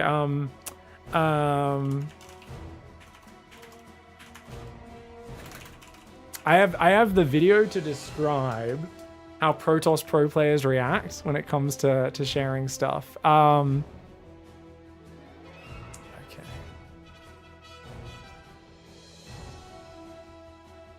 Okay. Let me see if I can find it.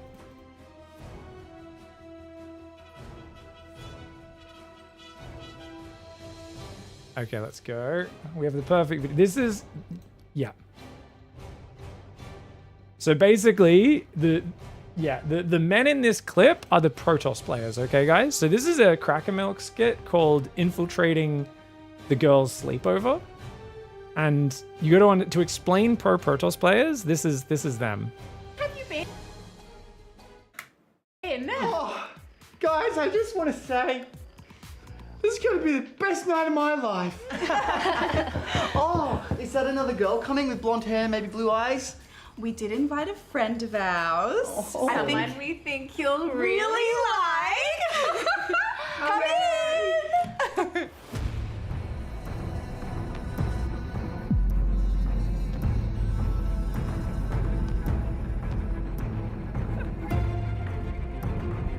Elias, this is Connor. Connor, this is Elias. I think you'll have a lot in common. Say something. Hey, bro. Hey. We have to go and do something really important. Yeah. We have to go. No, you stay here. No, I'll come. No, you stay No, here. I'll stay know here. each other. Yeah, it's gonna be great. Okay, have fun. I'm coming. Yeah, let me help you. So you're gay, huh? Yep. You? One of the gayest guys you're ever gonna meet. Wow. You catch the game on the weekend? The rugby game? Rabbitohs versus the Eels, 27-4? No. Huh. You seem to know a lot about I it. know a lot about this. Our lovely lady friends here have said we'd get along quite well. Maybe we should go on a date. Oh yeah, what are you thinking? Maybe play Xbox? Like Call of Duty, Battlefield. Do you like those violent games? Oh, no. I thought that's what you played. Oh. So what do you play? The Sims 4. Animal Crossing. Heck, why don't we pull out the old 360? I'll boot up Viva Pinata. Clever. Oh, I know I'm good. And I know what you are. I see right through this. You're as straight as a f***ing arrow. And guess what? So am I, babe. And I have worked for months infiltrating these sleepovers. And I have operated with the utmost diligence to make sure that this night comes to a climax. And now you have walked in your bullshit kimono trying to cut my grass. You need to f*** off. This is my turf. I've been learning from the best. You're a master, I know that. But you've been getting sloppy. You've been leaving your straightness everywhere. You didn't even iron your shirt on the way in. I'm the new breed of fake gay. And I'm here to finish what you can't. You know how committed I am? I got my ear pierced. Gay ear. That's not the gay ear. Oh, you both seem to be getting along quite nicely. Yeah, we're getting along great. Yeah. We're getting along great. So great. Well, that's perfect then, because we've just started fake tanning, and here's yours. You guys can do each other. I actually think we're fine. I thought we were going to fake tan you guys. Oh, well, it shouldn't be a problem unless you guys were straight. No. Tiny yucky piss yummy. You very, very yum. Perfect. Do you want to do my tits or my back? Your tits? But maybe the back? Do tits. Don't smile. He's getting in the crack. He's literally getting in the So that's Max Pax and Showtime meeting at a LAN, guys. Basically, they're like, "You're on my fucking turf, bro." I could have expected. I know, it's better than it's working. Oh wait, oh my god. Should we make them kiss? Oh my god, please let me do it. Please let me do it. Please let me do it. With tongue. Crackamocha the best. That's so good, man. You guys should go subscribe, like and subscribe. Amazing. Yeah. That's the girls are all the Terran and Zerg players. Yeah.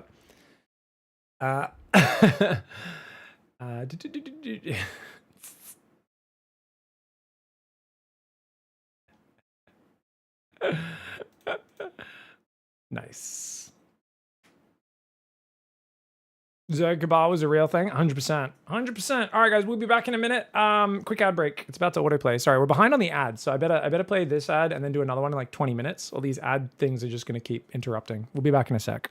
Not sure if it was over here or if it was from earlier in the game. Stalker's trying to blink back Max Pack. Stalkers are just not as good in a pitched battle, but that is huge. And look at that. Dark Templar and the Natural Hero trying to chase down the army to punish him. He says, okay, you're going to kill some economy. Oh, what is it? Dude, he's got no detection. Hero's dead. Hero's dead. He has no detection. He's trying to build 2 more robos right now. Oh, no. And look at this. More stasis traps freezing his army up. He's attacking in a column right now, a conga line of units. The Stalkers of Max Pax massed together, fighting, backing each other up. The Immortals unable to do anything against the Zealots in the north side. The Archon goes down. Max Pax running a stasis trap Blink Stalker masterclass. While Hero here, he played a good game. He looked so good in the early stages. I loved his opening, but he just wasn't quite able to lean on top of his opponent. Max Pax is so good at getting out of trouble. He's so good at fighting back in these longer games. The Dark Templar in the main base as well. And that's about all she wrote. So he's going to go for what we call the virgin harassment again, guys. This is what you do if you don't have a lot of things to spend your APM on.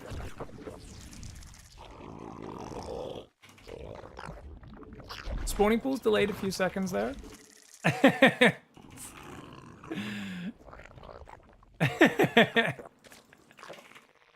Get wrecked, Max Pax. You suck, dog. Oh god, guys. I forgot to buy range on the tower you guys are pointing out. Yeah. I don't have the range upgrade available on my overlords. Please kill the tower, guys. Please kill the tower soon. We need to kill that tower right now before I lose any more overlords. Otherwise, we're dead. The wasps are on the wrong side. They're not protecting me. The wasps aren't protecting my overlord. Oh, no. We're going to lose another overlord. Oh, we got the tower debuff. Perfectly timed tower debuff. Perfectly timed tower debuff. I was never stressed. I was never stressed. I am so good. My first tournament win. I knew it. I knew. These were strategies I practiced. Oh! Oh! Oh! Oh! How's that feel? too much?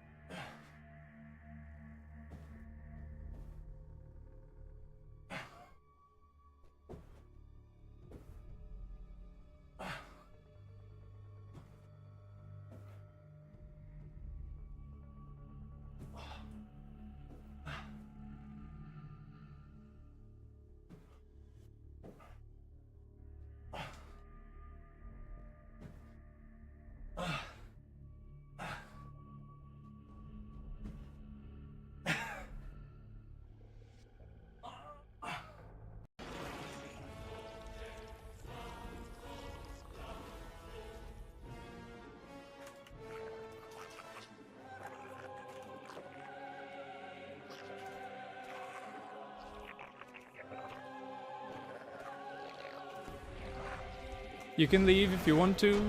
You can leave my game behind. And if you don't leave, then you're no friends of mine. Bow, bow, bow. NA ladder is very special today. NA ladder is very shrine. I think it was in the qualifiers, wasn't it? Wasn't it like Mana vs. Spirit? Dude, guys, do you know how rare that is? He just did the minute micro move. For those who don't know, that is insane. No one can pull that off in real games. Prince F is the only person in the world who can consistently do that. You have to be pixel perfect, frame perfect to land the grenade. You have to throw the grenade so it goes off the second the shade finishes before the Adept can attack. And it needs to land between the Reaper and the Adept so the Adept gets bounced away from the Reaper. Otherwise, when the bounce animation finishes, the Adept can still hit you and just kill you. Clem. That is, like, we've seen him and other pros try it so many times. It almost never is timed correctly in an actual competitive match. Guys, boy, guys, don't forget to subscribe so I can afford a couple Fosters. I'm getting thirsty, and you know I can't live every day without a Foster's in my hand. Also, don't know if you guys have heard, grocery costs have gone up, and every day I got to toss a shrimp on the barbie. It just costs me too much. So I can't afford me Fosters and me shrimp on the barbie unless you guys donate me some dollary dues. Yes, please, hit me some of those donations. Did you guys know I'm sending $200 to the winner of this tournament no matter what? That's right. And I'm going to lose money like I do most weeks, especially because I haven't been able to commentate these ones live in 2 out of the last 4 ones in the last month.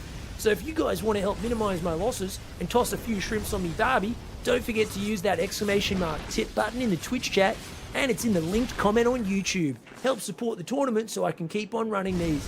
Thank you very much. Alongside Stegosaurus, of course. Absolute bloody legend that he is. But remember, orbitals take forever to build. You gotta build one, takes like 70 seconds, then you have to upgrade it for another 35 seconds. It takes minutes of attention. Oh my god! The wombo combo! He just landed a fungal parasitic bomb combo. Got like 2 to 3 medevacs. The rest are in the deep red.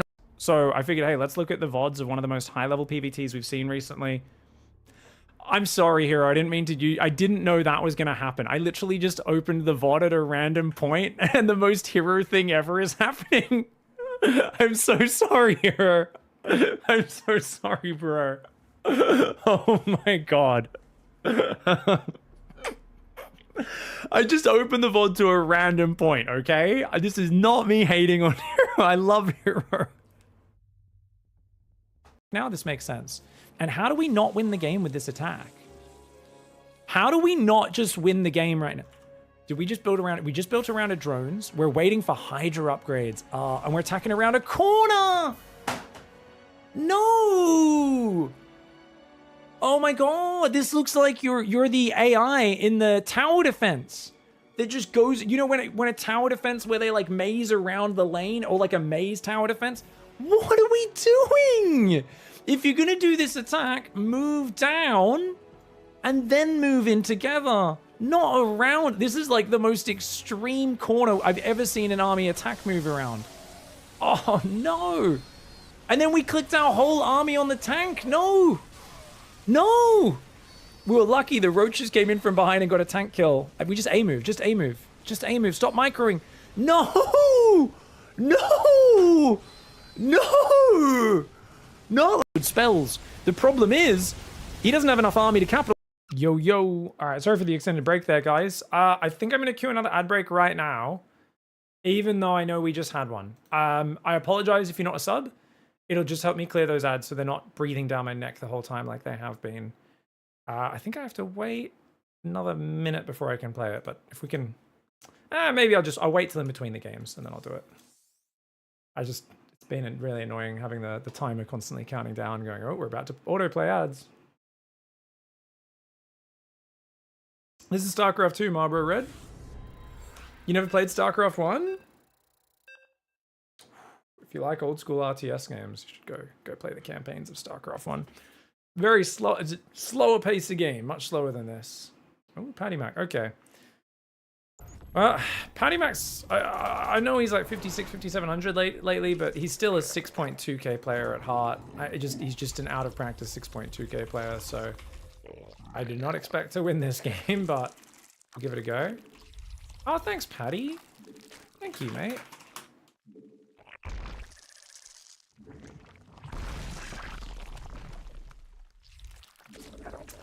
What's,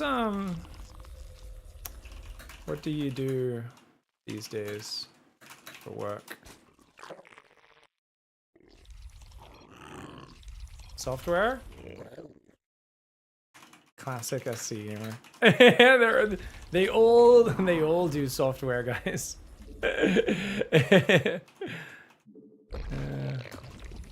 Got the last jobber out of Nam, bro.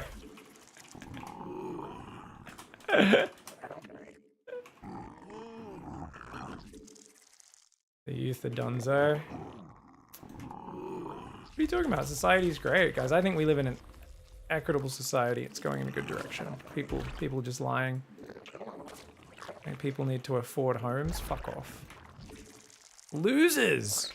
Why do you need a home? Just live on the street. Live somewhere warm. It's fine.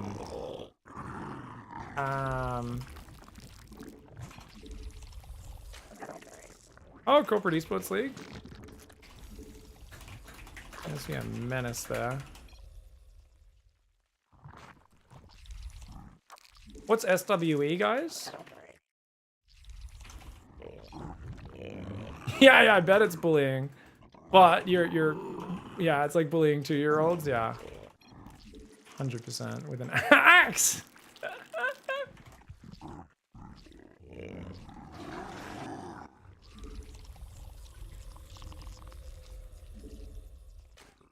Did he? I mean, he scouted, didn't he? But I think he just went home. I don't think he's trying to block me.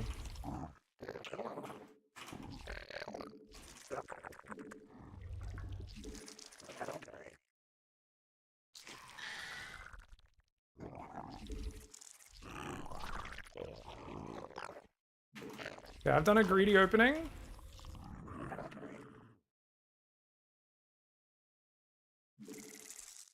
Was he supply blocked? That feels late.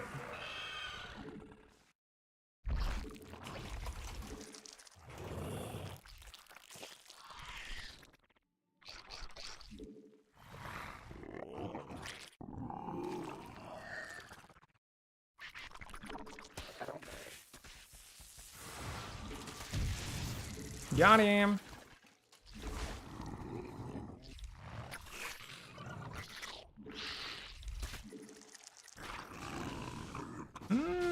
Okay.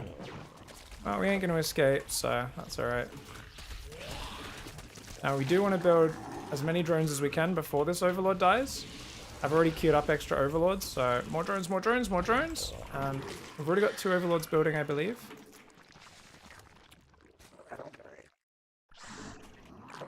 Okay, we can go there, you can go there.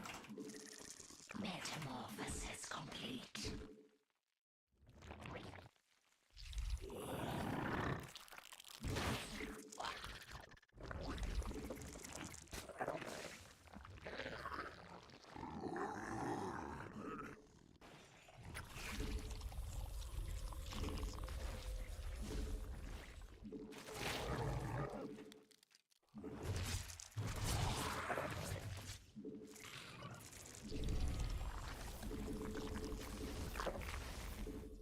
Should have cancelled it.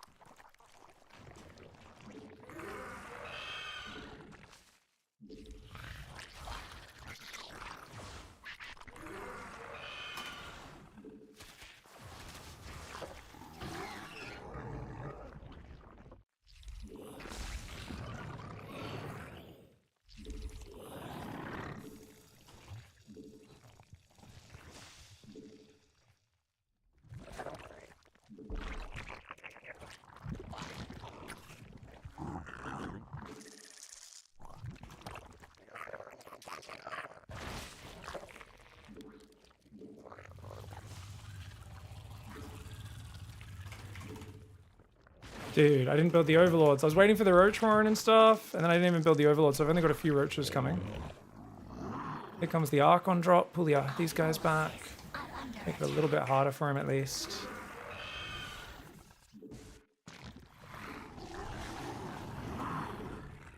Bunch more of these guys.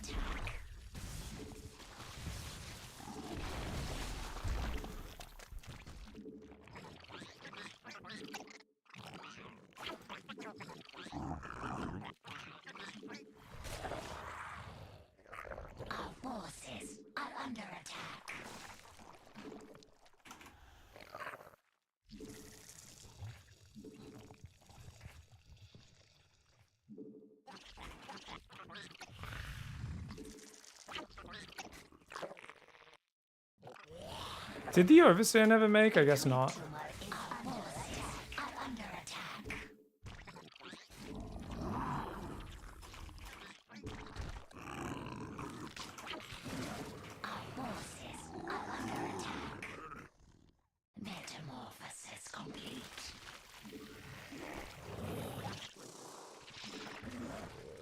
Looking for the observer.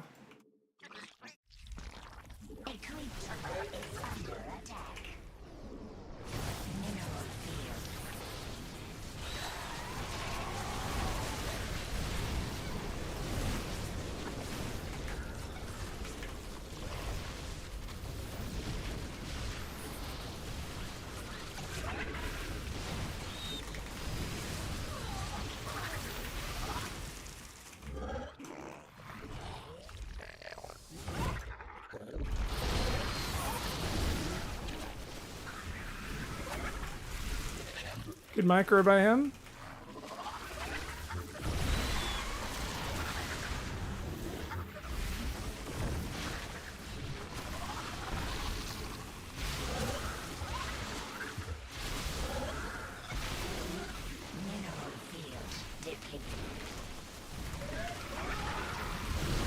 Okay, we killed the Oracle. We did lose some units for it.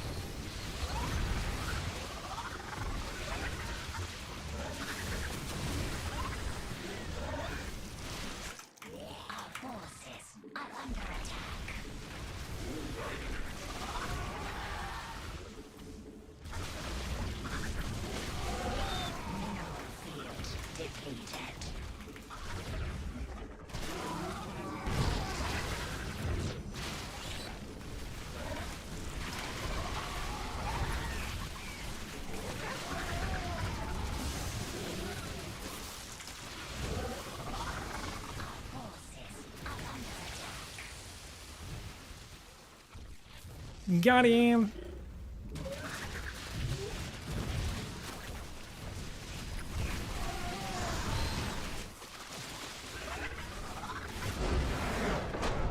Woo! He did the exact same build to me last time we played. So I was thinking an 8 gas Ravager would be perfect. I forgot to get the gases up on the 4th base, so it was a 6 gas Ravager, but because he went for this kind of no storm sentry timing push and attacked into me on creep without checking ahead of his push, it worked out. I think if his observer poked around and kind of saw the roach count growing, which I purposely was hiding. I was leaving like, 10, 12 roaches up front and the rest were back here, specifically to disguise what I was doing so that hopefully he would kind of commit into it. And luckily he did. We get ourselves a win there. I did not want to let the game go much longer. I figured it would get very hard if it did. He's got upgrades, I don't. He could add Storm at any moment, and that's going to scale really well. I don't have any tech. So, yeah. But obviously him attacking onto creep like this didn't get any clutch force fields or anything.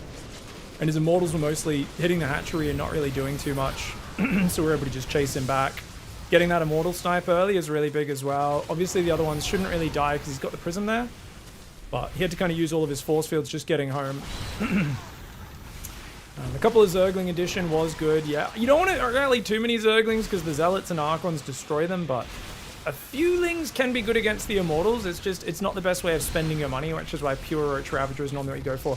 I did cop a few of my own units with Friendly Fire there, but it kind of disguised the fact that I was biling him. If I spread too early, he might have realized and moved the Oracle. Would have been bad. Oh man, GG's. Yeah. Blink Stalkers own that. Blink Stalker can die to Roach Ravager pushes. It can. If they're committing to nothing but Blink Stalkers and it's been an even game or Protoss is ahead, yeah, you're probably screwed. But if you're a little ahead or they're going towards Storm, you hit them just before Storm's ready, 30 seconds before that. If you catch them out of position, they're harassing you on one side and then you get across the map without him seeing you leave your base. There's a lot of ways to beat Blink Stalkers with a simple Roach Ravager Zergling army. Hey Pig, do you still keep in touch with any old alt members? No, though I keep getting ads actually for Sheepy's company. Aftershock PC. I don't know if he still owns it or if he sold the Australian branch or the company at all. But I know back in the day, Sheepy, Marcus owned Aftershock PC. He started that company after StarCraft. Nirvana, I haven't seen. I saw him in Singapore many years ago, but I've only really been stopping through Singapore for stopovers when me and Doc get cheap flights through there. And previously her cousin was staying there, so we'd just go see them. So I wouldn't really have time to see anyone else in Singapore. I haven't seen Igaz in many years. So he was the one I was more recently in contact with because obviously he was still playing as a high-level player for many years. Not sure what Igaz is up to. I wish he did game reviews and stuff. He's such a funny guy. And he's like such a massive gamer, Not sure what the Guz is up to. Ethan's a guy. Kelly went and married the Dota guy and managed Alliance Dota way back in the day, many years ago. So she went and did that, and I'm pretty sure she's still over there. I don't know if she still works with them or what, but she's like had kids and stuff with, is it Loda? Was that the name of the guy that she married? I don't know. Yeah, and I'm sure there's a bunch of other, this is our original clan we're talking about, by the way, guys, back in the very beginning of StarCraft 2. Fun clan. #1 Southeast Asian clan. Run by Nirvana, a guy who played in WCG back in the early days. He ran SC2C, which was like the Team Liquid site for the Southeast Asian, Australian, Oceanic community. Lots of good dramas there in the old days. Very fun website. It's still up, but I don't think anyone's really hanging on it. Let's see if it still works. This is a blast from the past, this page, man. It's still got the chat. Oh my god, are there still people talking? I don't know if these messages are from today or a different day. Sent on 24th November 2025. Sorry, the site is down for a while. Hello, we are back, says Nirvana. See, Discord is dead. Woo, says no French. Yes, there's still some people occasionally offered into the. There was like a live chat box on it, and there's all these different threads and stuff. Beyond is the top 20. They've got the top 20 OSC rankings on the right side. Apparently, I'm rank 19, just above Ryung, rank 20. These are definitely up to date. This is definitely a blast from the past. So Nirvana, he created the BuzzFeed of Singapore, basically. The Smart Local, I believe is what it's called. So that made a ton of money because he was doing that back when, you guys remember when BuzzFeed was huge? So he basically had like, I think a ton of money coming in through like sponsored content and stuff on that website. And I think they were like, just had a crazy amount of traffic and social media presence. I don't know if he's still doing that or how big they are, but yeah, it's kind of funny all the different things all the people in the community did. What do you mean was? It's my primary news source? Shamfish, thank you for the year resub. Ariga, Morovsky, I appreciate you guys.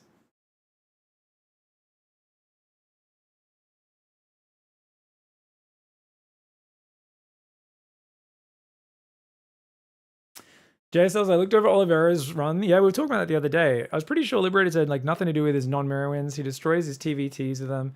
Oh, it was a small. I'm not saying he won because of the patch, JSL. The patch had some small bonuses which may have helped against Hero potentially, but mostly it was SCV pull timing attacks, which I don't think were massively changed in that patch. Because most of the changes were like disruptors getting nerfed. I think shield battery overcharge got nerfed, which maybe made a difference, but I think Hero was so caught off guard, he dies either way. And he did do a lot of lib harass, especially against Zerg, where he would, it was like the first tournament in a while I'd seen a top pro player who would randomly in kind of the early late game, they would always just squeeze a few libs out and they would just go siege on 2 bases and they would just do it frequently. And it was really good because no one else was really doing that at top level because people were like, oh, pros are too good at defending libs. And it's like, dude, if you got a Terran pushing you somewhere, dropping you somewhere else, and then 2 libs siege up on 2 random bases, it's like, it really fucks with you. And he was doing it in, I think, most of the matchups, definitely against Zerg. I mean, obviously, I'd need to look through all the VODs, so maybe it's only 1 or 2 games he did it. But I remember there was at least 1 or 2 games he was doing it, and I was like, damn, this is a good move, you know? It's stuck in my head, so it might not have been as many games as I thought. But yeah. I think TVP was the matchup that got kind of messed up a bit by the balance in that patch. But I think Hero was the only guy really. Yeah. He destroyed his TVTs with them. Oh really? So he was doing a lot of double lib in TVT as well. That's cool. Only the one late game against Reyna where he uses them in number. Yeah, no, it was all about harassment. I don't think he ever used libs. It was just he would like mix in a few in the mid to late game. They're not even always caught on camera by the observers because, you know, easy to miss that stuff with everything going on. But yeah, at least a couple games he would go for the double lib in the late game. It was a very good move, man. Just force your opponent to get APM overloaded and then try to like take a better position and get a really good fight off while they're distracted by the libs. Roaches are like, I'm done with that bunker. You want to eat some of that. Roaches are getting to be a nuisance that can get bunker traded. What are you talking about? Added the web? I'm confused what we're discussing right now.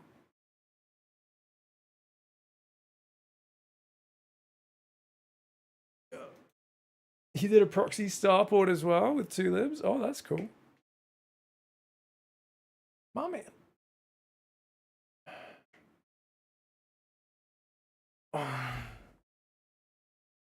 I might finish the stream up a bit early today, guys. I don't have a huge amount of energy today, and I've got some work to do off stream in a busy afternoon. So we might finish the stream a bit early here. I got that fucking pressure in my ear again, I swear. I didn't have this for months, and now it's just randomly coming back.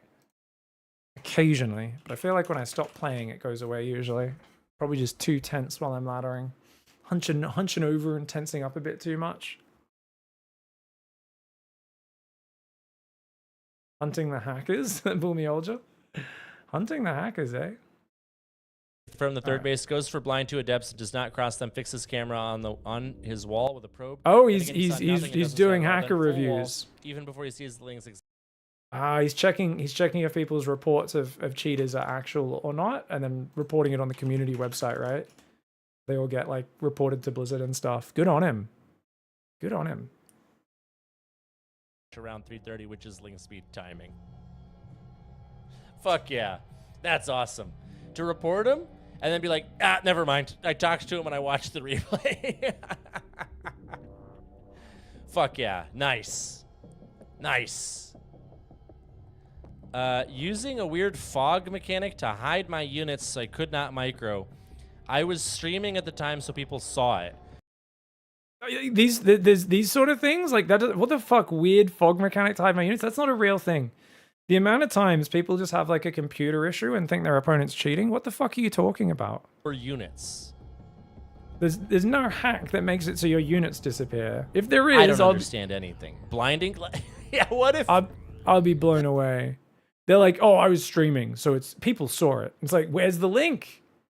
Where's the link? Dude, this is like, yeah. If you go into like figuring out who people who are smurfing or cheating, you get reports from all the crazy people that any game they lose, they have some like insane excuse. You're just like, what? So you guys enjoy Bully going through and trying to figure that out. All right, guys, go have fun. This looks like the child of Destiny and Climate Town. I was watching a Climate Town video this morning. I gotta finish watching that. All right, I'll see you guys later. Goodbye, good night. Bye-bye. Thank you so much for the subs. I'll see you guys tomorrow. Bye.